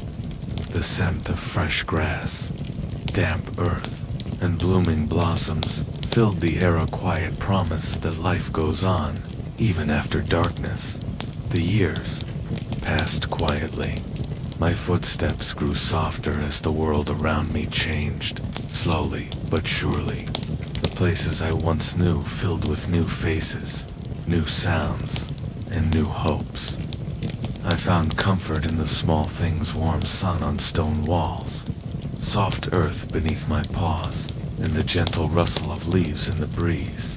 Though I was tiny and unseen, I was part of this world's long story, a silent witness to both its darkest days and its brightest dawns.